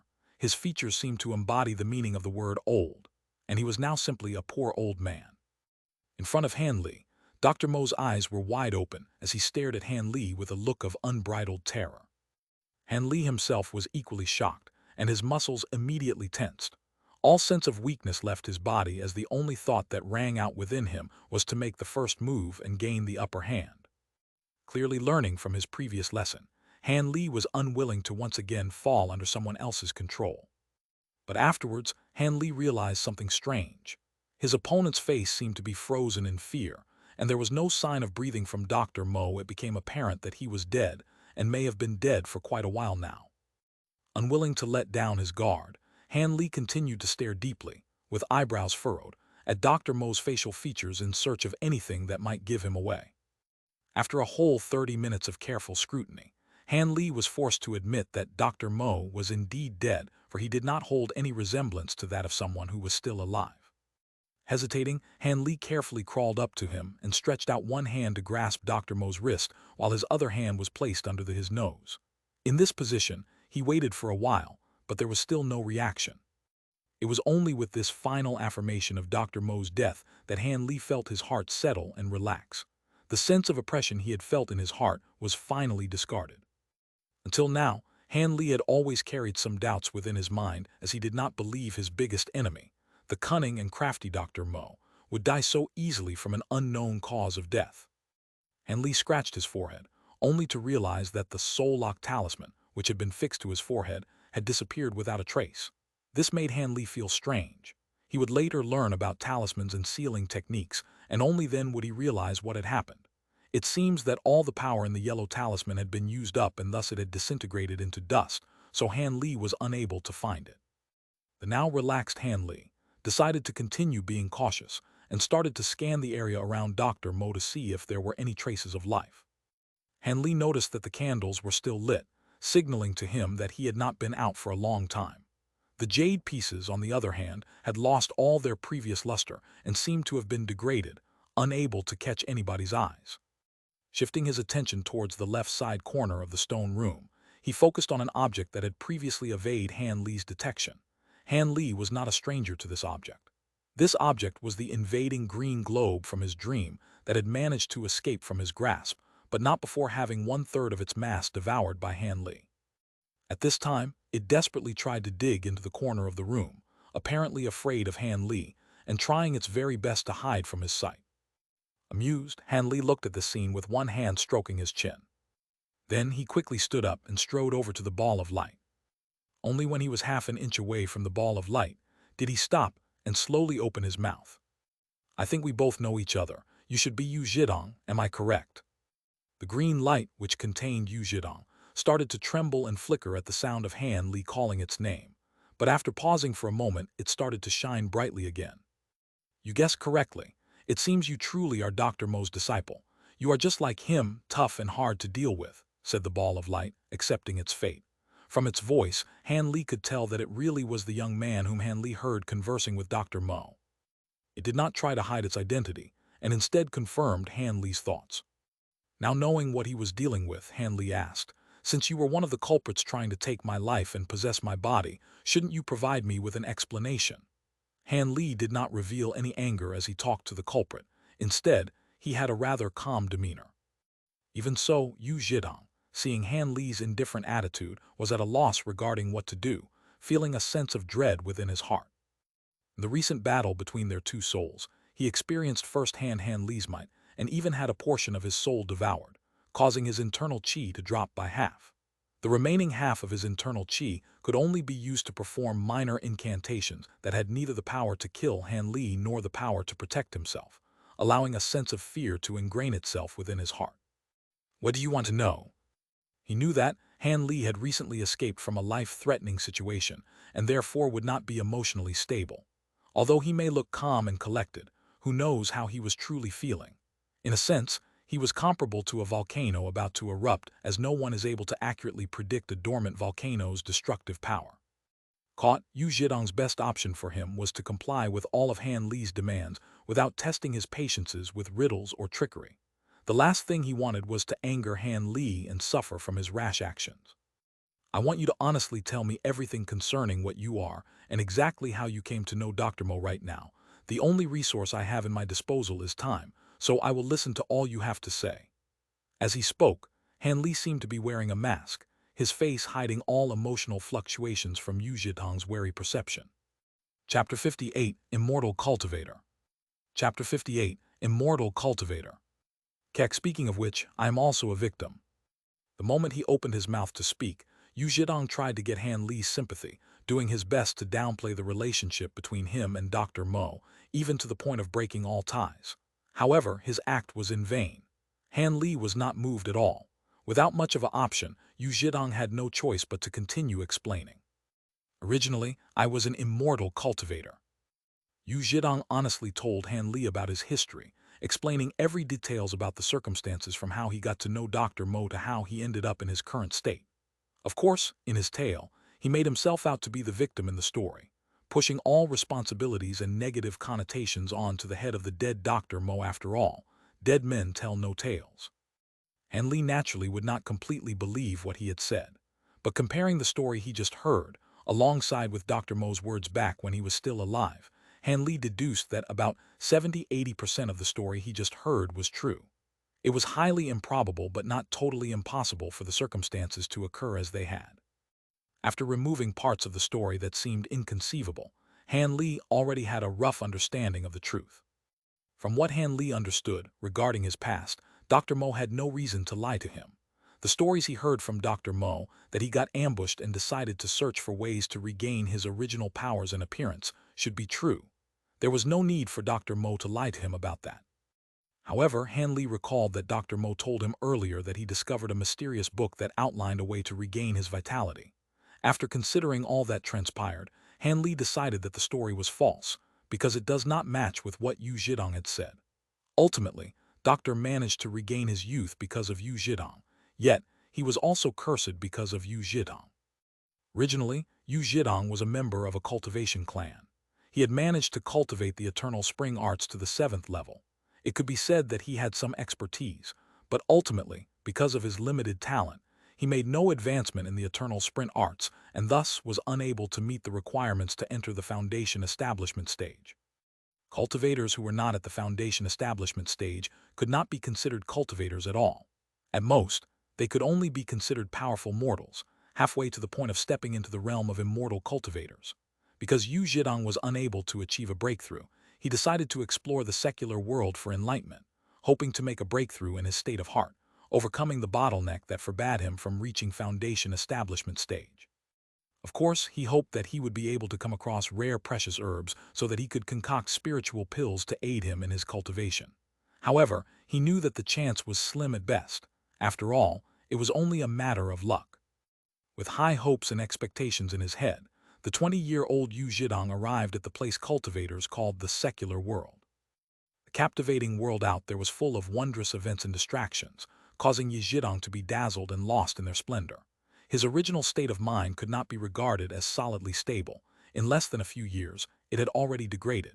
He became nothing more than an influential clan's honored guest and began to enjoy the world's luxurious splendors. As a result, his immortal's heart had gradually weakened. Regarding traitors of the clan, after 100 years, disciples like Yu Zhidong would have their names formally removed from the clan registry. The act of doing so was equivalent to declaring that the traitorous disciples would have no more connections to the clan and would be considered immortal. Disciples like Yu Zhidong would never be able to return to the clan. Unless one of his direct descendants had an enormous potential to walk the path of an immortal cultivator, he would not be allowed to return. If this carried on, Yu Zhidong would have lost the chance to cultivate, but living a life of decadence and wallowing in riches would still be highly possible. This was an extremely common occurrence for cultivators who failed to break through to the stage of foundation establishment, so there was nothing to make a fuss of. One day, it was unknown whether the heavens were helping him or if Lady Luck decided to smile on him, but as Yu Zhidong was strolling the streets of the city, he decided to enter a spiritual pharmacy on a whim. To his surprise, he actually spotted a rarely seen and extremely beneficial spiritual herb there. The name of the spiritual herb was known as the blood spirit grass. For those who were not familiar with herbs, it was extremely common for them not to recognize this, since the external appearance of this grass was about 95% similar to the blood sweat grass. Who knew that the ignorant shopkeeper would actually place the two grasses together? Yu Zhidong was naturally exalted as he saw the blood spirit grass. With this spiritual herb, it would greatly increase his chances of breaking through the bottleneck. Ingesting the spiritual herb was akin to fanning flames. The sparks in his immortal's heart gradually started to blaze again. Who would have known that just when he was about to purchase the herb, another immortal cultivator also entered the shop. Seeing such a beneficial spiritual herb in front of him, he fought with Yu Zhidong over the purchase of the spirit blood grass. Seeing this situation, the shop owner offered them a solution. The herb would be sold to the one who offered the highest bid. Eventually, Yu Zhidong managed to win the bidding war by a narrow margin. After winning, he hurriedly left the store. He knew that the other cultivator would not give up so easily. Yu Zhidong was in a panic and decided that returning to his clan was the safest way to proceed. But halfway on the road, the other cultivator caught up to him and a huge battle began. The other cultivator was stronger than him, and thus Yu Zhidong ended up suffering a miserable defeat. Yet, he was still unwilling to relinquish the spiritual herb. Gritting his teeth, Yu Zhidong decided to use his last resort. He took out his only remaining treasure bestowed on him by his clan, putting on a deceptively brave front by showing a fake intent to perish together with his opponent. This way, Yu Zhidong managed to scare the other cultivator away. Even though he had achieved victory, the current him was riddled with injuries. It was at this moment where he met Dr. Mo, who had also been trying to find a remedy for himself.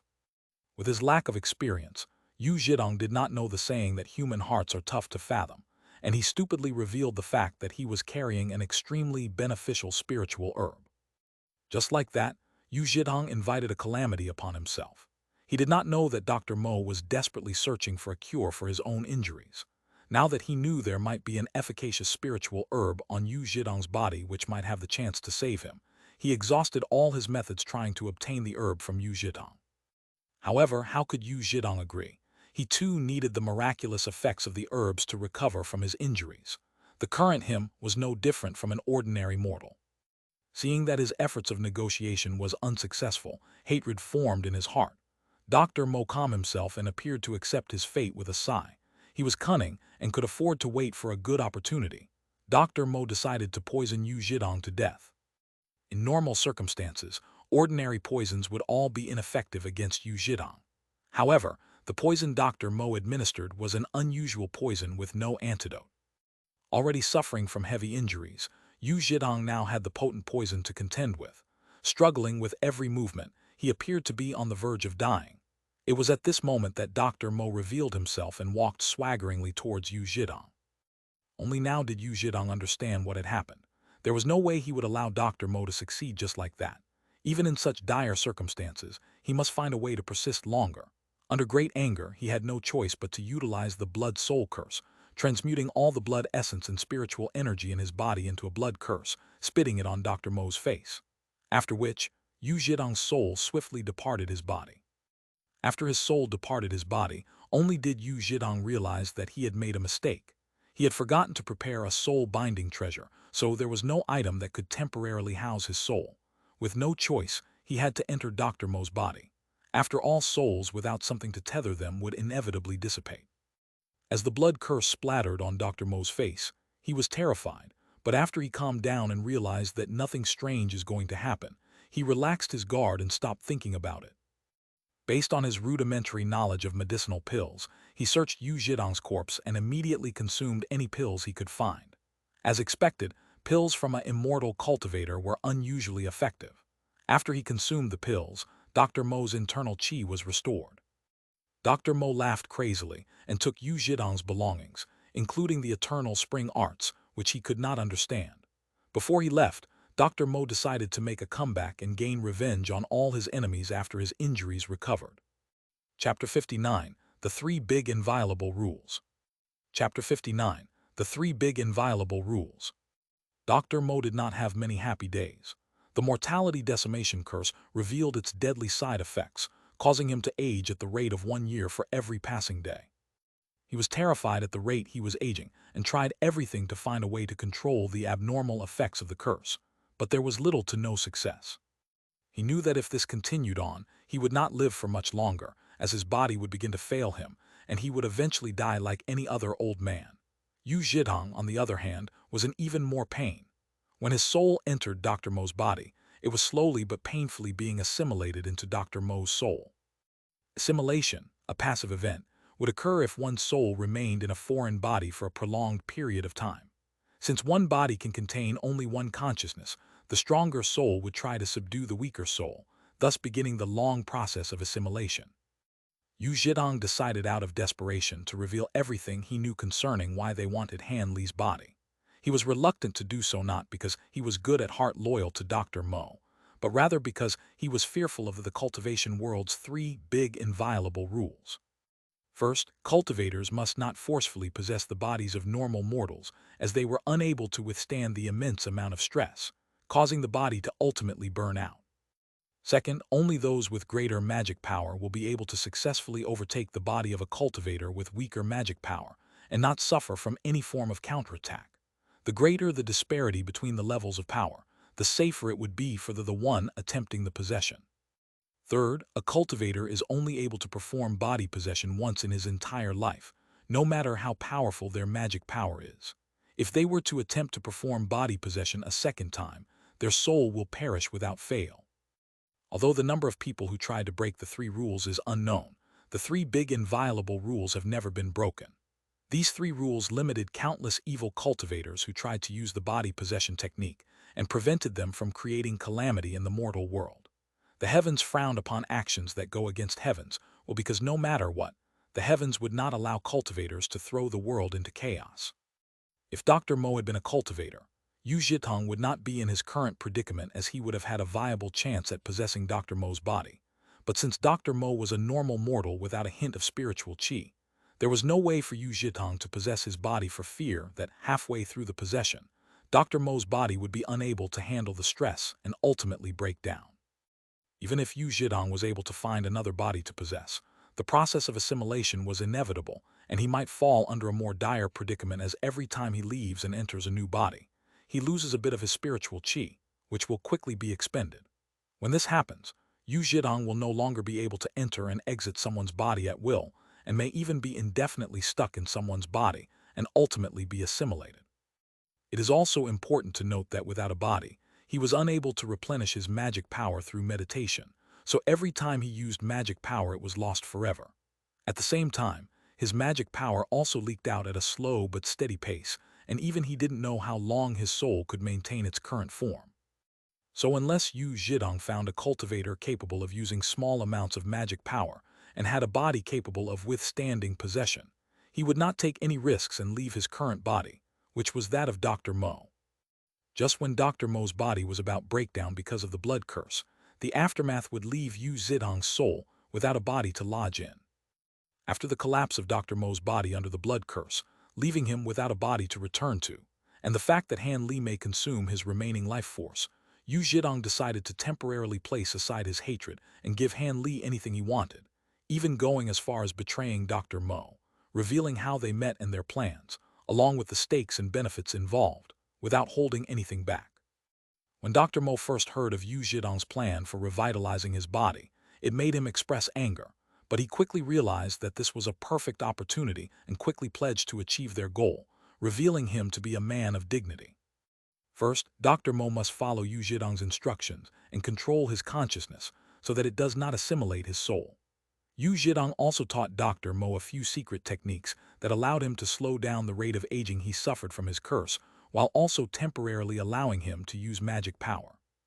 Then Dr. Mo must find someone with strong spiritual roots who is also able to practice the eternal spring arts, teach him the incantation, and then wait for when the time was right before Dr. Mo used his temporarily gained abilities to use magic power to forcefully take over the other person's body in order to start a new life. Dr. Mo's sincere desire to traverse the path of cultivation was ridiculed constantly by Yu Zhitong, since he knew firsthand how impossible it was for normal mortals to use magic power. Dr. Mo was merely a mortal cultivator of the mouth with no spiritual roots in his body. TL, cultivator of the mouth, means he only talks about cultivating without actually doing it. After Dr. Mo succeeded in overtaking a body with spiritual roots and had sufficient time to rest, he would then proceed to help Yu Zhitong find a suitable body to possess, and then provide any aid to help Yu Zhitong possess his new body. From the conditions above, it seems like Dr. Mo receives the most benefits from this deal, but that couldn't be helped since Yu Zhitong was caught in a bad position with his remaining soul force under constant threat of assimilation. In the end, Yu Zhitong was forced to accept this unfavorable agreement and take a bit of loss. However, it was not clear if he really was taking a loss. After all, the only person who knew the exact terms of the agreement was himself. At one point, Yu Zhitong suggested that Dr. Mo should go back to his family and ask for help, but the rapidly aging man refused to even consider that option, much to Yu Zhitong's constant annoyance. What came afterwards didn't warrant much discussion, as Dr. Mo spent most of his time trying unsuccessfully to look for a suitable body, and reluctantly entered the Seven Mysteries Sect, where he accepted Han Li as a disciple and taught him the eternal spring arts. The rest that occurred was not worth mentioning, as they were either mentioned by Dr. Mo himself or was experienced by Han Li himself. After Han Li finished hearing those words, he let out a long sigh as some of the confusions and questions within his heart were answered by Yu Zhidong. Seeing how Yu Zhidong did not continue, Han Li's face grew darker and he coldly said, "It seems you still haven't told me how Dr. Mo died." Yu Zhidong hesitantly opened his mouth and said, "Is there else worth explaining? Dr. Mo underestimated your cultivation speed of the eternal spring arts, and his magic power was not as strong as yours, so therefore he was unable to take over your body, resulting in his soul being devoured. So, the yellow ball of light that first entered my body was Dr. Mo, and the second green ball of light was you," Han Li stated calmly, almost as if the invasion of his body had not been a big deal. "Well, about this, at that time I thought that both you and Dr. Mo were exhausted, and I did not want to waste this opportunity, and so I thought I might borrow your body for a bit," Yu Zhidong replied awkwardly. "Heng, I'm afraid that's not the reason why you attacked. I think that you had it all planned out from the beginning." Yu Zhidong, I bet that when you were first explained the process of body possession to Dr. Mo, you didn't have any good intentions and therefore didn't bother to mention that the success rate of body possession was directly correlated to the strength difference. You know what I think? I think that you had it all planned out from the beginning. You made Dr. Mo use the self-mutilating seven-soul devouring technique against my fourth-level cultivation of the eternal spring arts, which are near equal in terms of power, so that we would both become exhausted to the point of perishing together. After the battle came to a draw, you would then step in and reap the benefits of Dr. Mo's painstaking work and ultimately take over my body. Did I guess correctly, Cultivator Yu? Han Li calmly stated his assumptions in the time it takes for several breaths. After a long moment of silence, Yu Zhidong let out a sigh expressing his dejection. Without refuting, he said, "I originally wanted to give you empty praises, but now I sincerely mean it when I say that you are extraordinarily smart, even outshining your master Mo Juren, that cunning fox." You guessed correctly. All of this was planned out by me, but I never would have thought that your talent for cultivation was so high that you would train up to the 6th layer of the eternal spring arts, only one layer below me, in such a short period of time. Not only did you easily swallow Dr. Mo's soul, but my heavily depleted soul force was not even a match for you, and I even lost a large portion of my soul to you. Once finished, his tone suddenly turned prideful. That Mo Juren was only a normal mortal, yet he wanted to stand on equal footing with us cultivators. Was he even worthy? Moreover, he dared use such despicable means as to get rid of my cultivating body and still wanted to step onto the path of cultivation. He was simply daydreaming. The hatred Yu Zhidong had kept bottled in his heart for a long time finally revealed itself. But you are different. You were born with spiritual roots and intelligence above the norm. Staying in the secular world would be too much of a pity. If you are willing to help me find a new and suitable body, I am willing to act as your guide, introduce you to the elders of my clan, and accept you as my disciple. What do you think? Chapter 60 Poison Test. Chapter 60 Poison Test. Yu Zhidong was very confident he could sway Han Li, since he did not believe that there was anyone who could resist stepping onto the path of cultivators and the temptation of immortality. He thought back to how Dr. Mo hated him, but still ended up working with him, and even occasionally tried to get on his good side, believing this would make Yu Zhidong more submissive. Much to Yu Zhidong's disappointment, after Han Li heard his enticing promise, he did not reveal even a hint of excitement, his face remaining as impassive and unmoving as ever. As for the matter of cooperation, we can discuss that later. Right now, I still have one question that I hope you would provide me with a clear answer, Han Li said softly as he calmly stared at the ball of light. If I answer this question of yours, then you will be willing to cooperate with me. That depends on your answer, and if it is to my satisfaction. Okay, ask away. Yu Zhidong promised immediately and demonstrated his understanding of the concept that one must learn how to yield under pressure. Han Li did not immediately answer, but instead raised his head up to the ceiling in a contemplative manner, as if he were thinking deeply about how he should phrase the question. Seeing Han Li's solemn face, Yu Zhidong couldn't help but feel a sense of fear creep up within his heart, as he himself wondered what kind of headache-inducing question Han Li would ask him. I want to know if there are any negative side effects from devouring Dr. Mo and a portion of your own soul, because I currently feel a pain in my head, almost as if it's being filled to the point of exploding with information that I am unable to recognize, said Han Li, finally mentioning the one worry he had since he had woken up. After listening this question and realizing that Han Li was worried about such a small problem, Yu Zhidong immediately felt unease and his heart dissipate, and even his voice lightened up. So you were worried about this. Well, little brother, you worry too much. In fact, you don't need to put this matter at heart. If you really want to know, the information you feel stuffed into your brain will slowly disappear within a year or two, so you have absolutely nothing to worry about. So what you are saying is that the things I swallowed are absolutely useless and that I am completely unable to hold on to them. I don't trust you on this, Han Li said coldly as he glared at the Yu Zhitong with traces of suspicion evident on his face. Saying that you can't even hold onto a bit of it is not actually true, but what you can hold onto is indeed only a small portion of it. Yu Zhidong quickly added onto his explanation out of fear that Han Li would misunderstand something. For example, you will be unable to touch the included memories, experiences, and emotions, and even if you did absorb them, there is a high chance that you will instantly become mentally crippled. Your personality will develop split versions of itself. Your consciousness will collapse, and your brain will ultimately burst, leading to your death. You have to understand that the soul is the most precious thing a person can possess. How can it be so easily combined with other things? It is true that you can absorb someone else's soul and have it temporarily rest in your subconscious, but to make it your own is simply wishful thinking. Otherwise, if a simple body possession can allow you to absorb all of one's memories, experiences, chi techniques, then wouldn't that cause the whole world to fall into chaos? If things were that simple, then who would honestly practice cultivation along with going out and exploring the different realms of this world when they could obtain all this through simply possessing someone else's body? Once a soul has been consumed, the only thing that can be used is a little bit of the energy the devoured soul has left, which could then be used to bolster one's own reservoir of energy for a short amount of time.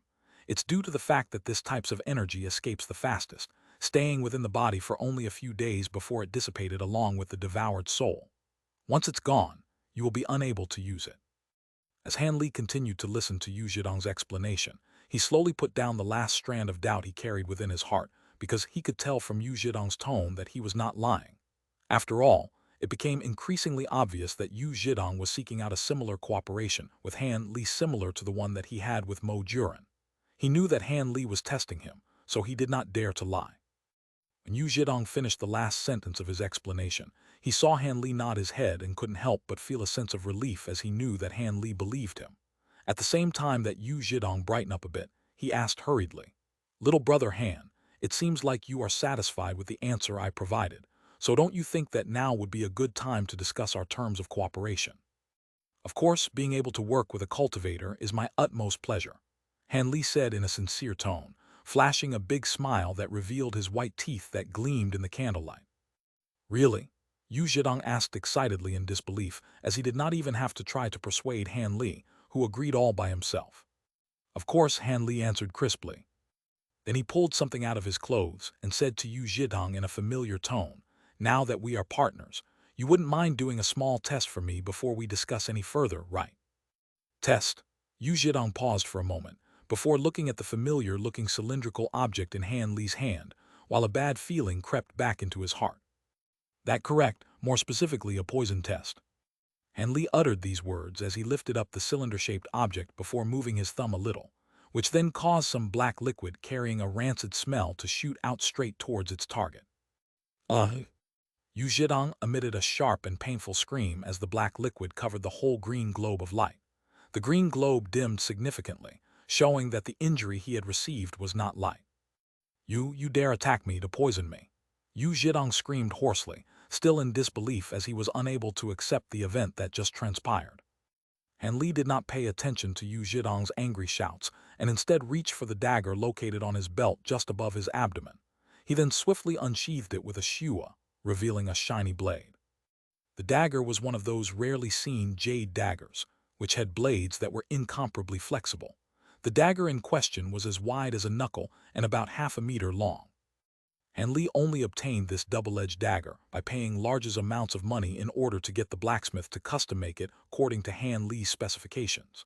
Since Han Li did not specialize in weapons, he did not have an opportunity to bring out this dagger during the struggle with Dr. Mo, but it seemed like the time has come for him to use it. Previously, Han Li had kept this weapon hidden on his body and almost didn't have an opportunity to use it. His face darkened and his original smile disappeared by half the thought of almost not being able to use the dagger that he paid a large amount of money to obtain. He looked at the trembling ball of light with apathy, and without saying word, took a flying step forward as he savagely hacked at the green globe as if he were chopping a block of wood. Chapter 61, Destroying the Spirit. Chapter 61, Destroying the Spirit. Yu Zhidong's soul was stuck in the corner of the room, and just like a fly trapped in a sealed house, it could only randomly smash against the walls. Every time it thought it could escape, the dark liquid would force it back to its corner, causing it to be constantly weakened. Even though his soul grew weaker because of Han Li's repeated attempts at trying to cut him with his dagger, what really made him despair was the mysterious black liquid that was corroding his soul. Since the moment the black liquid touched his soul, Yu Zhidong had felt his life essence trickle away, feeble and powerless. It also tore away at the little magic power he had left, which was even deadlier. This prevented Yu Zhidong from performing magic, causing his casted magic techniques to fail repeatedly. It was as if he were completely restricted. "Why are you trying to kill me? Why?" Faced with Han Li's ruthless attacks, the ball of light that was Yu Zhidong released a howl filled with anguish, but Han Li did not care about Yu Zhidong's unwillingness to die. Not long after, Yu Zhidong became quieter as he gradually weakened, until he was finally unable to emit a sound or show a hint of movement. Seeing Yu Zhidong's stillness, Han Li did not immediately stop his attack. Instead, he continued to observe the ball of light, which had dimmed until it resembled the weak flame of a candle. After a while, Han Li gave a cold answer. "I would never believe you, a person so despicable that you would easily and willingly swear a poisonous oath that condemned your family and ancestors to a gruesome death under heaven's wrath.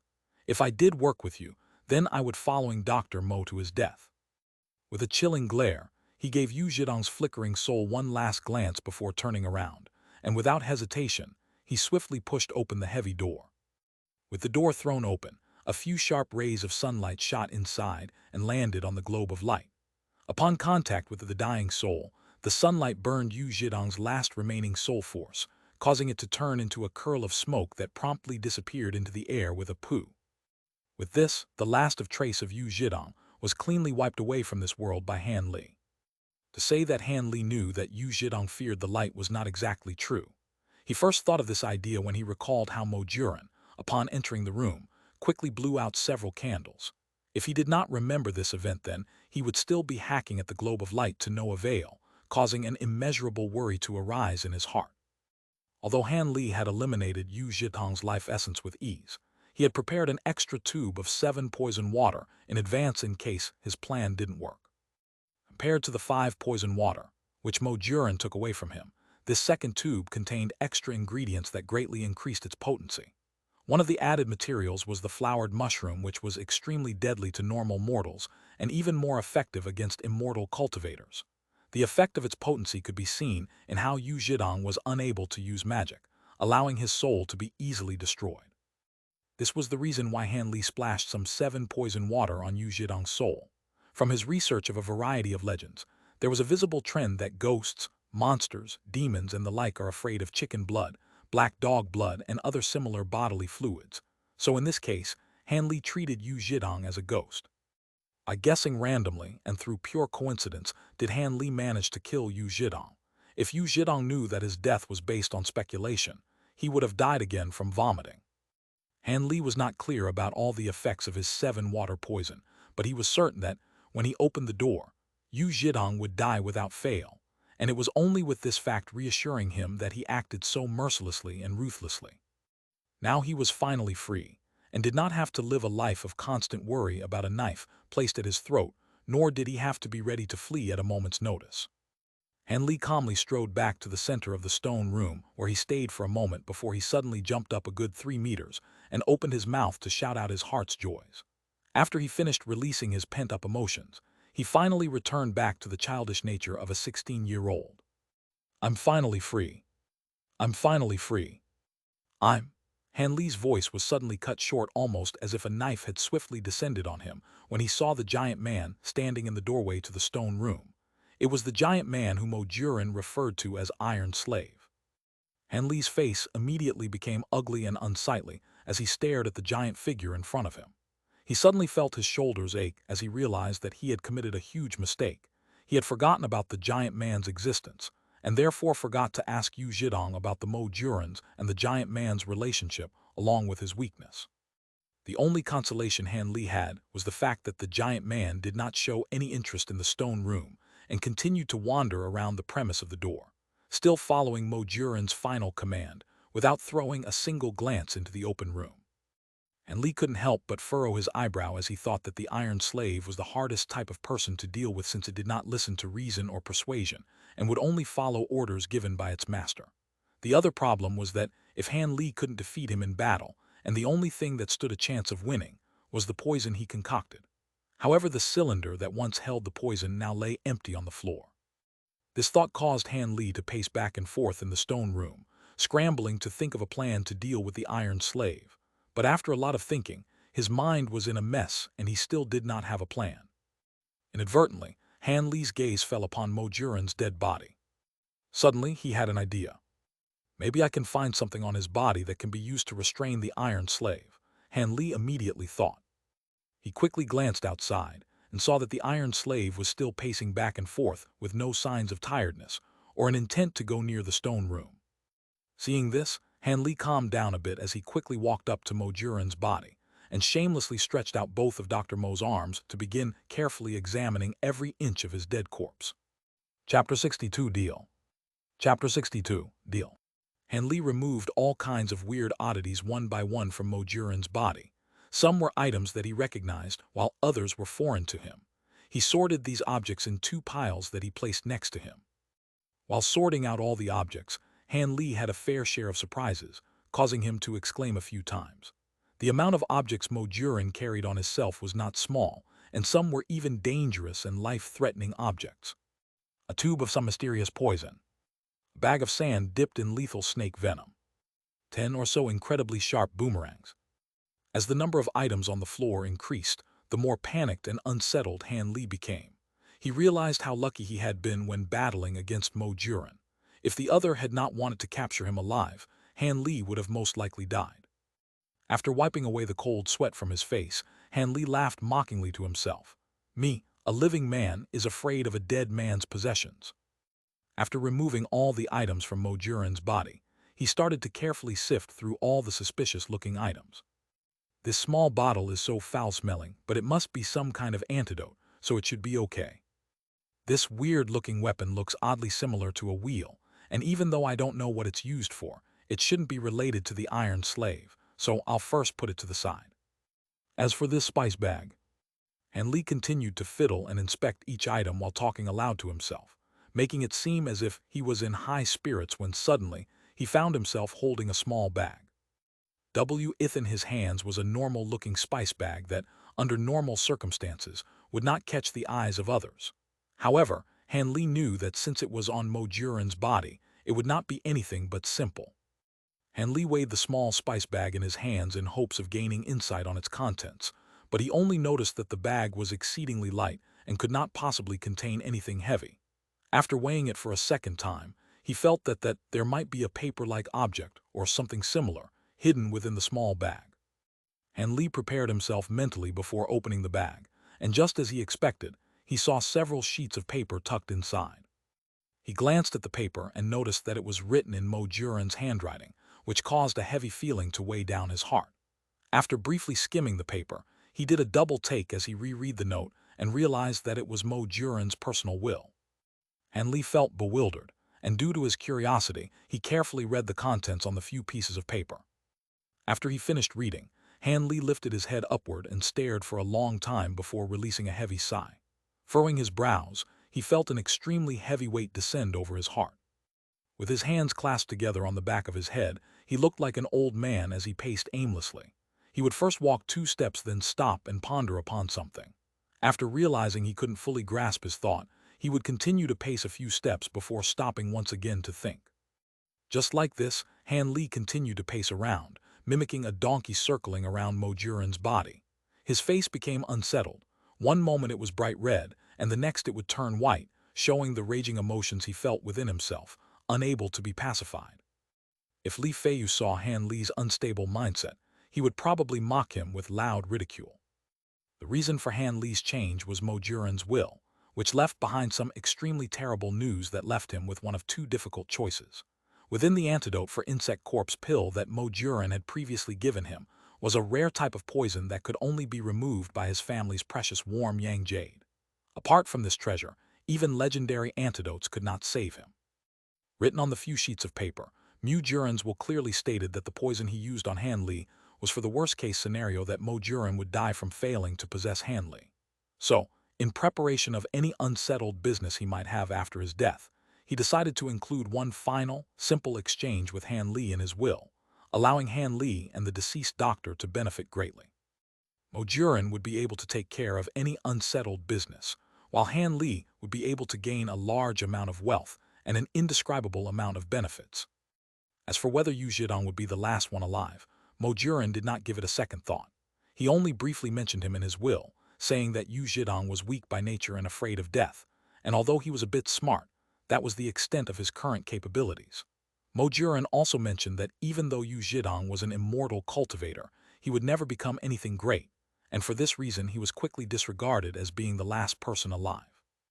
Once Han Li saw this, he laughed bitterly in his heart at how Mo Juren did not predict that in the end, he would fall into the trap of the innocent-looking Yu Zhidong. If Han Li had not hid his real eternal spring arts cultivation level, he would most likely have ended up like Mo Juren, allowing Yu Zhidong to receive all the benefits. Of course, Mo Juren had also planned to achieve his fantasies of becoming an immortal cultivator by taking over Han Li's body. It seemed like no matter what kind of cultivator one became, one must not underestimate others. In his will, the trade Mo Juren proposed was very simple. He wrote that in a year or two, the poison would become effective. To remove this poison, Han Li must make a trip to Mo Juren's home. Mo Juren had wives and daughters, along with a decently sized business.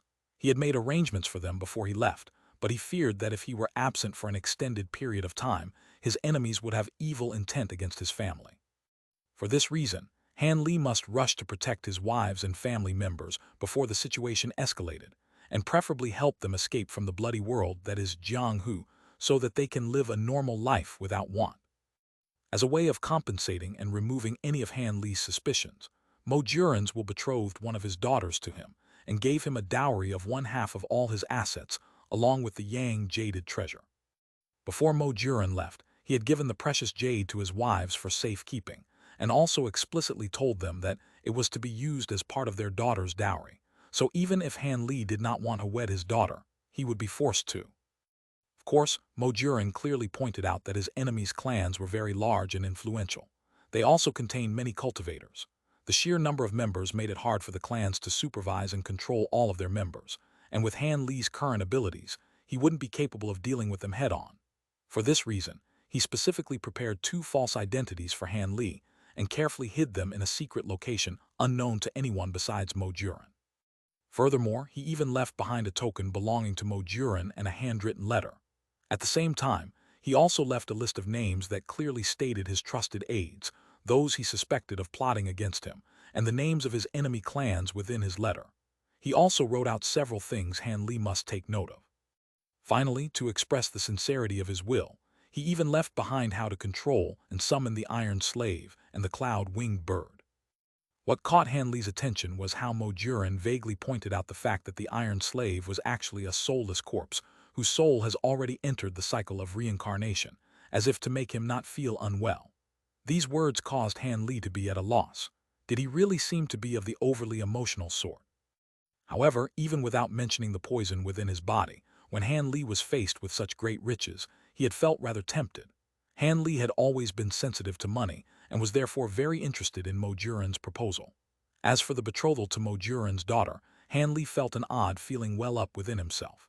He was around the age when he would experience his first set of romantic thoughts. Furthermore, he knew from Mo Juren's original appearance that his daughter could not be anything but beautiful. But the risk he faced was no small matter.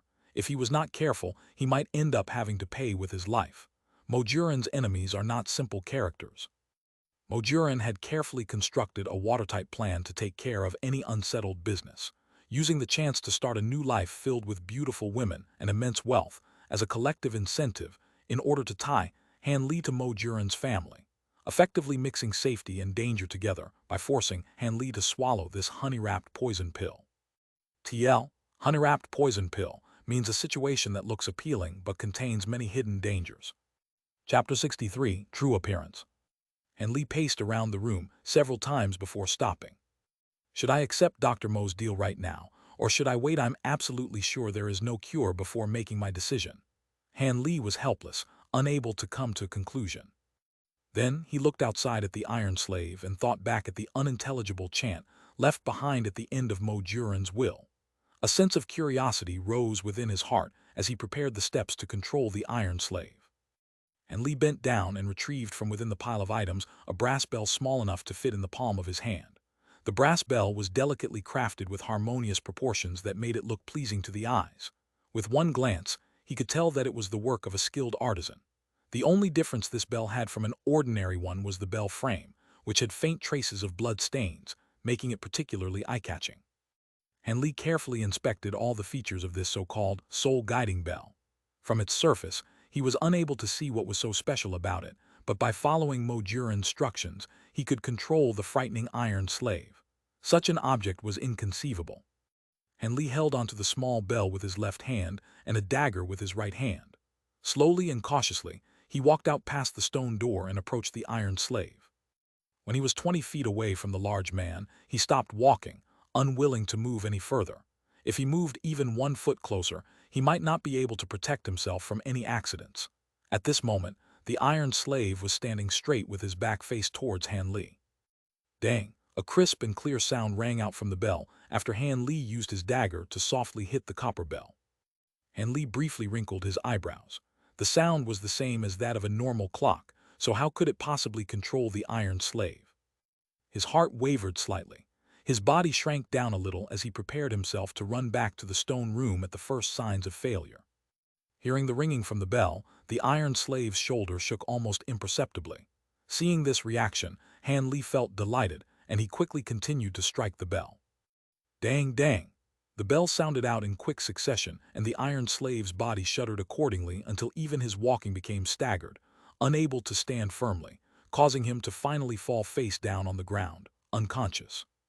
The Iron Slave's immense body, upon impact with the ground, unsettled a large amount of dust that caused the unprepared Han Li to sneeze consecutively, making him look battered and dirtied. But at this time, Han Li could care less about his appearance. He quickly pounced on the Iron Slave and reached his hands out to tear away his cloak, revealing a bloated face that shocked and absolutely horrified Han Li. Li forcefully endured the uncomfortable feeling within his heart, unwilling to continue to inspect the Iron Slave anymore. Using his dagger to lightly cut open his own wrist, Han Li allowed some of his blood to flow out unobstructed, dripping onto the Iron Slave's face, until his face was completely smeared with blood before Han Li found a clean strip of clothing to tie around his wrist in order to prevent further bleeding. Then he calmly stood to the side to watch the Iron Slave's reaction. Then, strangely enough, all the blood on the Iron Slave's face slowly sank into his skin without a single drop left behind, causing Han Li, who was watching off to the side, to be dumbstruck to the point where he was oblivious to the fact that he exerted too much pressure on the wound, causing fresh blood to seep out of underneath the cloth. Once the blood was completely absorbed, the Iron Slave opened both eyes and slowly got up. He looked incapable of speech. Both his eyes seemed lifeless, without a trace of emotion. But when the Iron Slave turned his head to look at Han Li and their eyes made contact, Han Li heard a wang sound within his mind. A strangely foreign yet familiar feeling arose within Han Li's heart, almost as if something foreign suddenly appeared within his heart. This feeling was like a pet he personally raised, constantly revolving around Han Li, longing for its name to be called out. TL, wang equals onomatopoeia for buzzing or droning. Han Li was surprised but immediately calmed down because he saw that the Iron Slave's once rigid and deadpan face was now filled with complete obedience. Seeing this gave Han Li the feeling that he was able to control the Iron Slave's fate. It was a fascinating and novel feeling. Han Li suppressed his pleasant surprise and calmly gave the large man a command to test his limits. Go and tear that stone wall for me. Without saying a single word, the Iron Slave walked over to the stone door with a few large strides, raised his 2 fists together above his head like a large hammer, and with 3 to 5 strokes smashed apart the door. As swift as a wind, he returned to Han Li's side, awaiting his next command. Han Li, who had been downcast from reading Mo Juren's will, could not resist any more and grinned widely from ear to ear. With this strong helper always waiting for orders, would there be any normal dangers in the future capable of harming him? Han Li was thinking about his wonderful future, while he fervently sized the giant man from head to toe. The more he looked at the giant man, the happier he felt. His originally ugly view of the man now seemed more pleasing to the eye, even going as resembling a familiar face to Han Li. A familiar face. Han Li was both frightened and shocked by his own realization. How could he think that this ugly face looked familiar when it was his first time seeing it? Faced with these questions, Han Li started to closely investigate the giant man's nose and eyes in an attempt to find the answer. Gradually, he discovered that if he were to take the giant man's bloated face and shrink it to its original size, this face would not be considered ugly to look at. In fact, the Iron Slave's face would even look honest and straightforward, giving Han Li a sight he found both familiar and horrifying. Han Li's face turned pale. After half a day of silence, he reached out both hands to gently touch the giant man's face. "Brother Zhang, is that really you?" His words sounded downcast, making him appear to be tranquil. The face he had pieced together was remarkably similar to that of his good friend, Zhang Tai. Thinking back to Dr. Mo's last few ineffable words, Han Li was completely sure that the giant man and Zhang Tai were somehow closely related. Was it really as it was described in the letter? If the giant man was made from Zhang Tai's empty body, then his soul was already long gone. But how did his body become so huge and frightening? Chapter 64, Crooked Soul. Chapter 64, Crooked Soul. Han Li used his hand to feel the giant man's body temperature while staring into his lifeless and inarticulate pair of eyes. Within his heart, he was trying to guess all the bitter experiences Zhang Tai had experienced. Dr. Mo had most likely colluded with Yu Zhidong to kidnap Zhang Tai, a way of the armored elephant practitioner, giving the false pretense that he left and tricking the numerous eyes and ears within the Seven Mysteries Sect. Then, they secretly used some kind of magic technique to remove Zhang Tai's soul, causing his body to become as grotesque as it was now. The effects of their technique were similar to that of the backlash from cultivating the way of the armored elephant. Han Li's guess was not very different from what had actually transpired. After administering his test, Dr. Mo suddenly had the idea of combining the way of the armored elephant with Yu Zhidong's corpse refining technique to create a group of subservient and powerful puppets that could sweep across Jianghu. However, he was only able to create this one soldier, who Dr. Mo treated as his treasure. He usually kept the Iron Giant hidden somewhere at the bottom of the mountains, and the only time Dr. Mo took the Iron Giant out of hiding was when he returned to the mountain. Yu Zhidong was not the least bit interested in this dubious reanimated corpse. In fact, he even snorted disdainfully because, when he still had his body, he had been capable of using qi to deal with these kinds of reanimated corpses without much difficulty. In addition, this animated corpse was incomparable to the high-ranked reanimated corpses of cultivators. As a result, it was only useful in the mortal world. The only positive side was that the materials were easier to gather, the process of refining was simpler, and anyone with a little bit of internal qi could use this technique. After a while, Han Li removed his hand from the giant man's face and turned his unsettled eyes away from his body. His gaze landed upon the destroyed stone door, his mind still in a daze. In that moment, he felt his heart grow cold, not because of Zhang Tai's situation, but rather because of his own cold and detached attitude. He originally thought that when he found out about his friend's miserable downfall, he would furiously lift his head up and shout out, "Mo Juren, Yu Zhidong," with intense hatred. But in actuality, aside from some sadness, his discovery did not stir up any fury, almost as if the one who fell under these circumstances was not his good friend Zhang Tai, but rather a stranger who was not related to him in any way. Was it because he knew that the Zhang Tai in front of him was only an empty shell and not the Zhang Tai he once knew? Or was it because his heart had become too cold? Han Li's cold and detached behavior caused fear to manifest in his heart. He realized right then that he had changed too much to the point where he was foreign to himself. Han Li finally awoke from his stupor and looked at the giant man with eyes filled with turmoil, unsure of how to address him. Thinking of what Dr. Mo said about a lost soul and a walking corpse, Han Li gazed through forlorn eyes and softly said, "Brother Zhang, I imagine you have moved on to the next life, so you have no need for your body. Please allow your little brother to use it. I will definitely be careful, and I hope that you will not blame me for my actions." After saying a few words and finding peace, Han Li faced the giant man and said, "Since you are the body brother Zhang left behind and don't have an independent soul of your own, I will call you Crooked Soul. I hope you can provide me with a helping hand in the future." Learning to Han Li's words, the giant man stood there stupidly without moving, and aside from looking tame and obedient, there were no hints of reaction. It seemed like he really lacked a consciousness and could only be commanded into action. "I can't believe I am saying these words to body that can't even think for itself. This is so silly."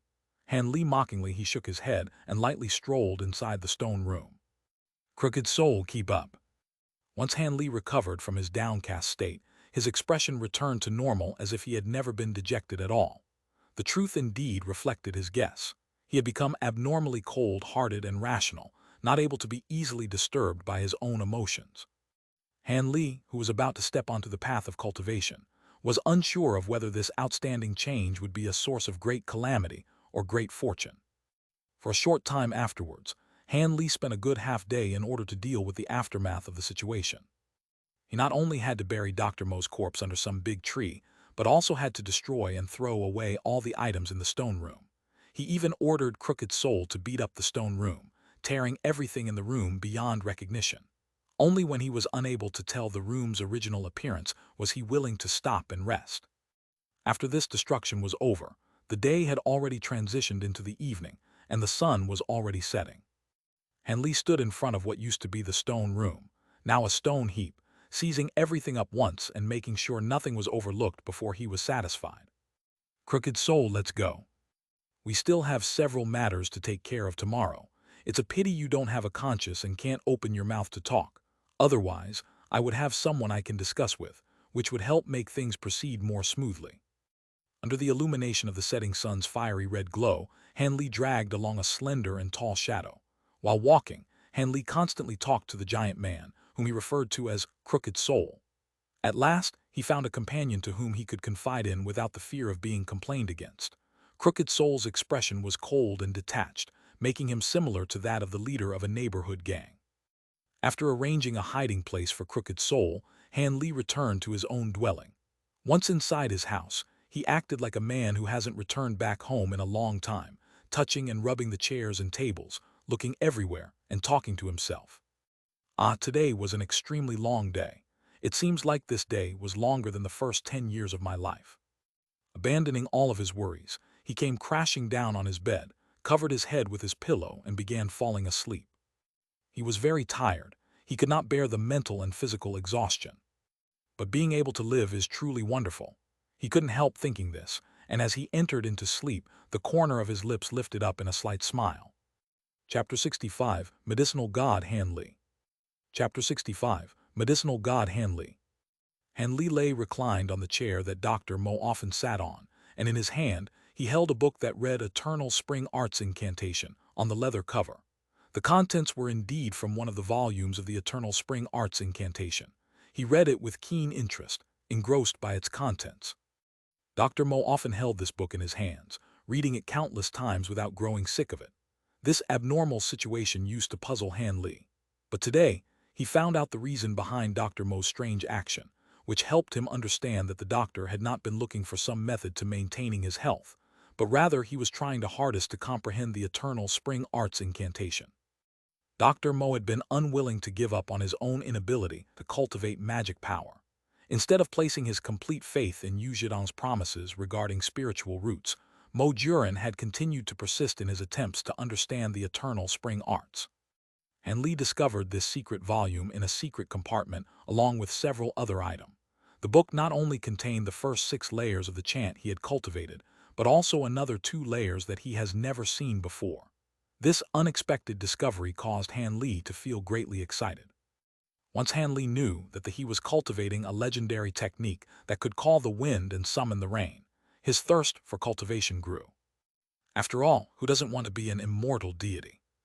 When the sun was precisely in the middle of the sky, warm rays shone down through the broad skylight and landed on Han Li, who was reading comfortably, causing him to squint his eyes into thin cracks.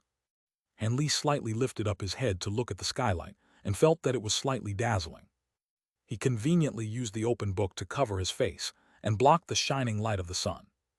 Once he felt the blackness in front of his eyes, his heart felt more comfortable as he once again silently committed the seventh layer of the chant to memory. He recently discovered that due to his continued use of medicinal assistance, he was about to reach a breakthrough in the eternal spring arts into the seventh layer. The earlier he understood the next few layers, the more beneficial it would be for him when he broke through the bottleneck. More than half-year passed since the day Dr. Mo tried to forcibly seize his body. 2 days after the event, in order to cover up Dr. Mo's death, Han Li personally wrote a letter imitating Dr. Mo's handwriting saying that he wanted to return to his hometown to visit his family. Using Dr. Mo's name, he passed on this letter to one of the sect's senior disciples. Within the letter, he shamelessly used Dr. Mo's tone of voice, claiming that Han Li had succeeded all of Dr. Mo's medicinal expertise and that he could substitute him in seeing and treating patients while Dr. Mo was on his long journey. The fake Dr. Mo was unsure of when he would be back, and so in the letter, he also requested the help of several sect members to temporarily look after his duties until he returned to the Seven Mysteries Sect. After handing in the letter, several sect elders clearly did not show any hints of doubt since Dr. Mo often left the mountain for months on end in order to gather herbs. In addition, Dr. Mo had a respected position within the Seven Mysteries Sect and was venerated for saving Patriarch Wang's life, so he was free to do as he liked. But several sect elders expressed differing opinions concerning the letter's content about how Han Li has succeeded all of Dr. Mo's medicinal expertise, half believing it while the other half doubted the validity of the letter.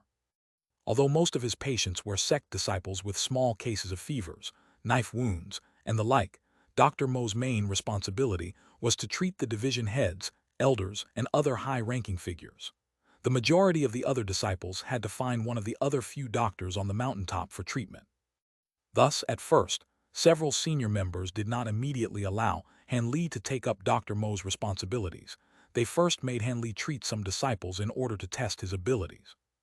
Han Li was not the least bit bothered by other people's doubts regarding his medicinal abilities, and he carried an indifferent attitude for all those he treated. The only reason he proposed to take up Dr. Mo's job was because he fancied the God Hand Valley and its decent medicinal garden. If he could continue to stay within the mountain valley and let everyone in the mountain valley fall under his control, he would be able to freely use his secret jade bottle in the mountain valley to speed up the growth of rare herbs without fear of other people discovering his secret.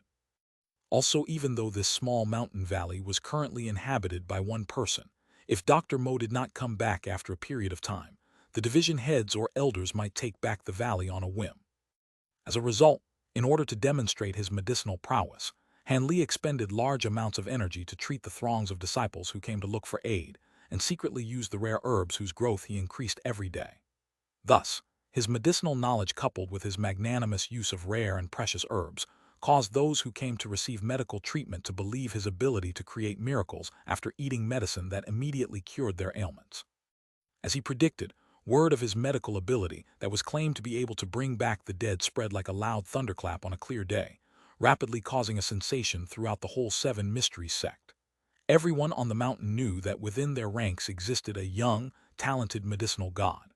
This medicinal god's abilities were so profound that they were unmeasurable. Under his rescue and medical attention, regardless of whether it was external injuries, internal injuries, or any other miscellaneous or deadly injuries, the most he needed 3 days to return a patient to full health. Compared to Dr. Mo's medicinal abilities, Han Li's prowess seemed to soar with great success. In reality, Han Li's medicinal abilities were more lacking than Dr. Mo's, except Dr. Mo would have never squandered so many precious herbs, so he was far surpassed by Han Li when measuring the length of recovery. Han Li once again helped a seriously injured disciple recover back to full health in a few days. Seeing Han Li's feats, the high-ranking figures could not sit any longer. Barely 1 day passed before they sent someone to invite him over. This time, the person who wanted to meet him was unexpectedly someone he had met before. It was the sect leader Ma who Han Li had met at Bone Refining Cliff. Note: Sect leader Ma appears in Chapter 5 after the inner disciples' examinations ended. The sect leader Ma had clearly long forgotten Han Li, a nondescript unofficial disciple. Thus, when he met Han Li, he clearly expressed his wish to allow Han Li to take over Dr. Mo's job. Furthermore, Han Li could enjoy all of Dr. Mo's benefits. Of course, Dr. Mo's venerated position could not be given to him yet because Han Li was still too young. At 17 years old, Han Li could not cause others to worship him. But then again, his official monthly salary depended on his position. In the end, sect leader Ma even expressed how if there are anything Han Li was dissatisfied with, he could bring it up and they would take care of it accordingly. Chapter 66, Eccentric Rule. Chapter 66, Eccentric Rule. Sect leader Ma's generous attitude made it clear to Han Li that as long as any conditions he brought up were not excessive, the sect would most likely deliver it.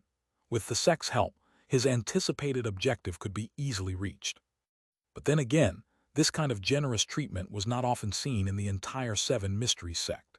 It was obvious that the leaders of the sect were fully aware of the importance a highly talented medicinal god had for cultivators in Jianghu.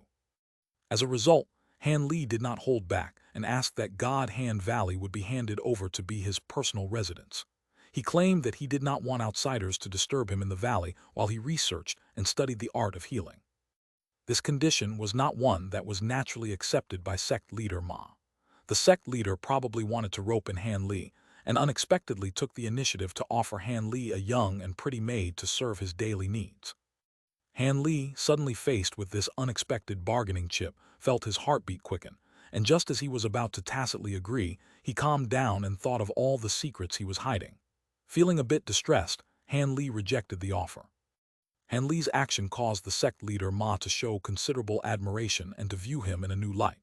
He continued to compliment Han Li, saying that at such a young age, Han Li was quite handsome, and that if sect leader Ma had a daughter, he would marry her to Han Li.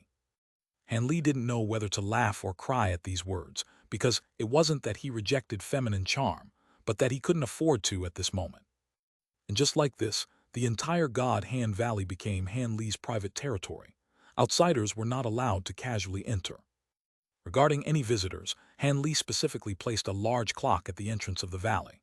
It didn't matter who wanted to meet Han Li, they just needed to strike the clock, and Han Li would promptly exit the valley to meet them. This eccentric rule was written in bold characters next to the clock. Even a few of the middle to upper rank members could not avoid this rule. The reason why Han Li laid down this eccentric rule was to completely prevent any last possibility of the secret of his bottle from leaking out. As long as no one broke into the mountain valley, Han Li could guarantee the bottle's heaven-defying properties from being known by a second party. At first, this rule was not an issue for the lower-ranked disciples, but it caused many high-ranking members to be very dissatisfied. They believed Han Li viewed himself too highly, not knowing how high the sky was or how deep the earth was. Not even Dr. Mo was this haughty, so how could Han Li, a trifling disciple who just finished his apprenticeship, dare to act so presumptuously? But after Han Li saved someone who suffered a heavy and life-threatening wound from the brink of death and aided in his recovery, all signs of complaint disappeared without a trace, and no one brought up the eccentric rule again. No one wanted to offend someone who may save their lives countless times like the medicinal god over a small and trivial matter. They naturally believed that forcing visitors to ring a bell to meet him was a strange habit unique to temperamental medicinal gods. The following days passed one by one, and even the sect elders gradually followed Han Li's rule. When they wanted to ask for medical help, they would send someone to respectfully sound the big clock to call for Han Li. God Han Valley's eccentric rule gradually turned Han Li into a legend of sorts in the Seven Mysteries Sects. What was ridiculous was that he was not even ranked in the sect. He didn't have a high-ranking position, nor did he hold any position of power. He was still a low-ranking disciple. But then again, who has seen such a popular disciple in the sect? Even the sect elders who came to visit him would address him as Dr. Han. Not many people dared to directly address Han Li by his name. Of course, this did not apply to Li Feiyu, also known to Han Li as Senior Disciple Li. Li Feiyu still maintained his cold and detached disposition in front of others, but every time he saw Han Li, he became sloppy and carefree. His treatment of Han Li had not been changed by his new identity as a medicinal god, unlike Fatty Wang and the other disciples who had drifted apart and became more respectful. There were no traces of politeness whenever Li Feiyu addressed Han Li by his name. This made Han Li feel a bit of gratitude. He still wasn't accustomed to living a life of solitude. Just thinking about Li Feiyu's expression whenever he laughed, Han Li couldn't help but think of another individual's face. Recently, he unexpectedly met someone else who had ridden the same carriage as Han Li up the mountain several years ago. Now an inner sect member of the Seven Supreme Division, Wu Yan had contracted a strange illness that was untreatable by all of the doctors who were sent to treat him, tormenting him to no ends. In the end, he had no choice but to use sect leader Ma's name to ask for Han Li's help to cure his illness. Wu Yan's memory was quite good, and when he met the famous Dr. Han, he recognized with a single glance that he was one of the children who came on the same carriage as him, Han Li. His face revealed a shocked look that was still fresh in Han Li's memory to this day. That year, Wu Yan's attitude towards Han Li was not exceptionally good, even a bit vile. Seeing Wu Yan's awkward appearance, Han Li truly felt like laughing. Normally, he would not treat Wu Yan's illness because of their shared history, but in order to not damage his reputation as a medicinal god, he even increased the amount of prescribed medicine so that Wu Yan would recover from his illness in 2 short days. During the period of recovery, however, the large amount of prescribed medicine made Wu Yan suffer even more pain. This was Han Li's way of lightly reprimanding the previously vile-tempered youth. Han Li was not as magnanimous as he appeared to be. He wouldn't forget a single grudge. Just like this, Han Li slowly replaced Dr. Mo's position on the mountain and was even considered to be 1 tier above Dr. Mo. In God Hand Valley, Han Li would take out the small bottle, put it inside an empty space within the valley, and allowed the mysterious green liquid to form every 7 to 8 days. With the mysterious green liquid, he would hasten the growth of rare and ancient herbs, which he would refine into medicine with the utmost care. Only a small portion of these herbs were used on those who visited him to seek medical aid. The majority of the herbs were taken and used for Han Li's personal use. He would use them to cultivate and refine Yuan Qi and to push forward in his cultivation of the eternal spring arts. Han Li gently shifted the body within the late Dr. Mo's chair to find a more comfortable position. Although the chair he sat on was indeed Dr. Mo's armchair, this place was not Dr. Mo's house but rather Han Li's residence.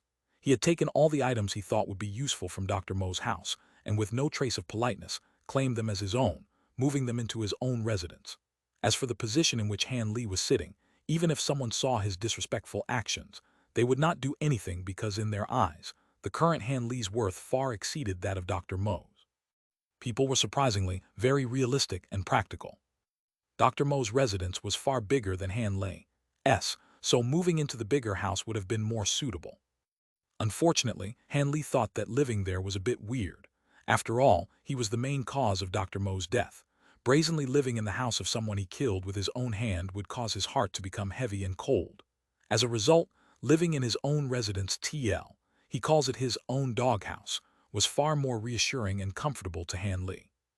However, whenever he thought of Dr. Mo, Han Li would naturally be unable to forget the sad fact that he was still under the control of a dead person. In the period of time after Dr. Mo's death, he carefully examined his own body, both internally and externally, countless times. He was still unable to refine that thread of cold yin qi hidden within his dantian. Han Li tried to use the pure spirit powder and other famous poison-dispelling methods, but sadly, none of them were effective.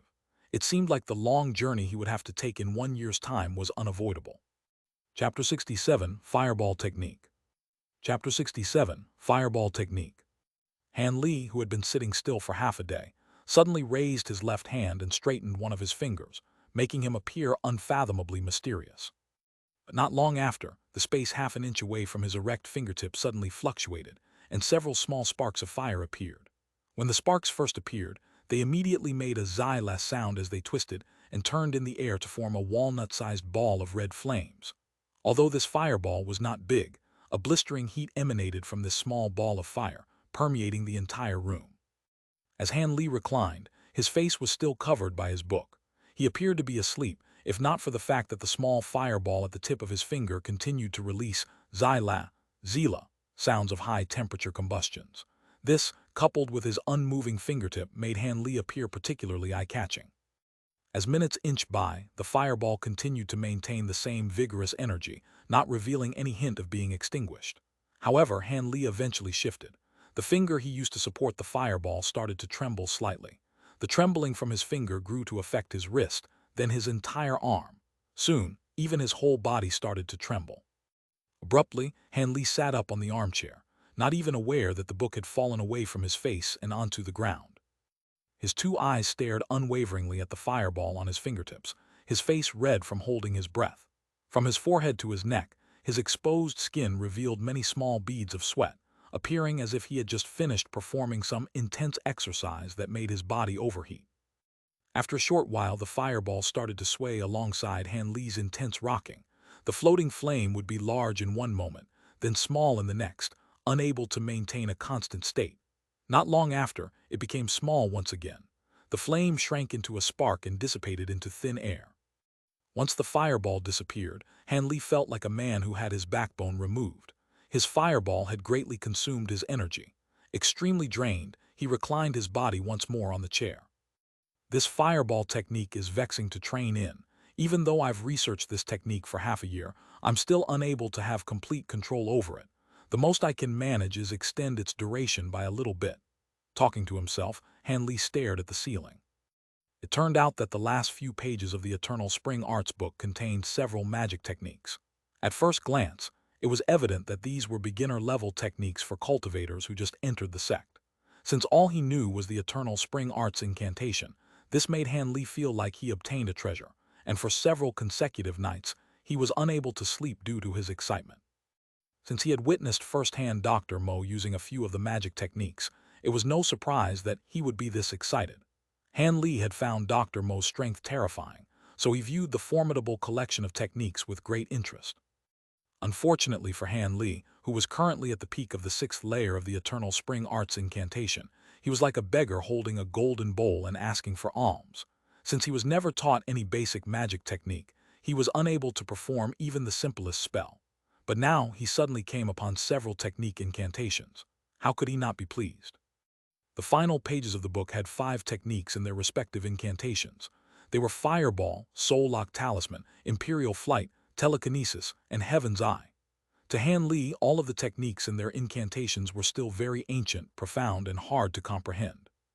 This was no surprise since the incantations were composed of words and phrases from an ancient language. Even though he had read quite a few books, he had a very superficial understanding of the ancient texts, so he was unable to immediately grasp certain meanings. Helpless and without a choice, Han Li finally began studying the Eternal Spring Arts as if his life depended on it, driving straight into piles of different books that were related to old, classical languages. He bitterly studied the incantations, meanings every day and night, racking his brain several tens of times over every phrase and every word. Refusing to quit, Han Li was resolved to completely comprehend all of the techniques listed in the book.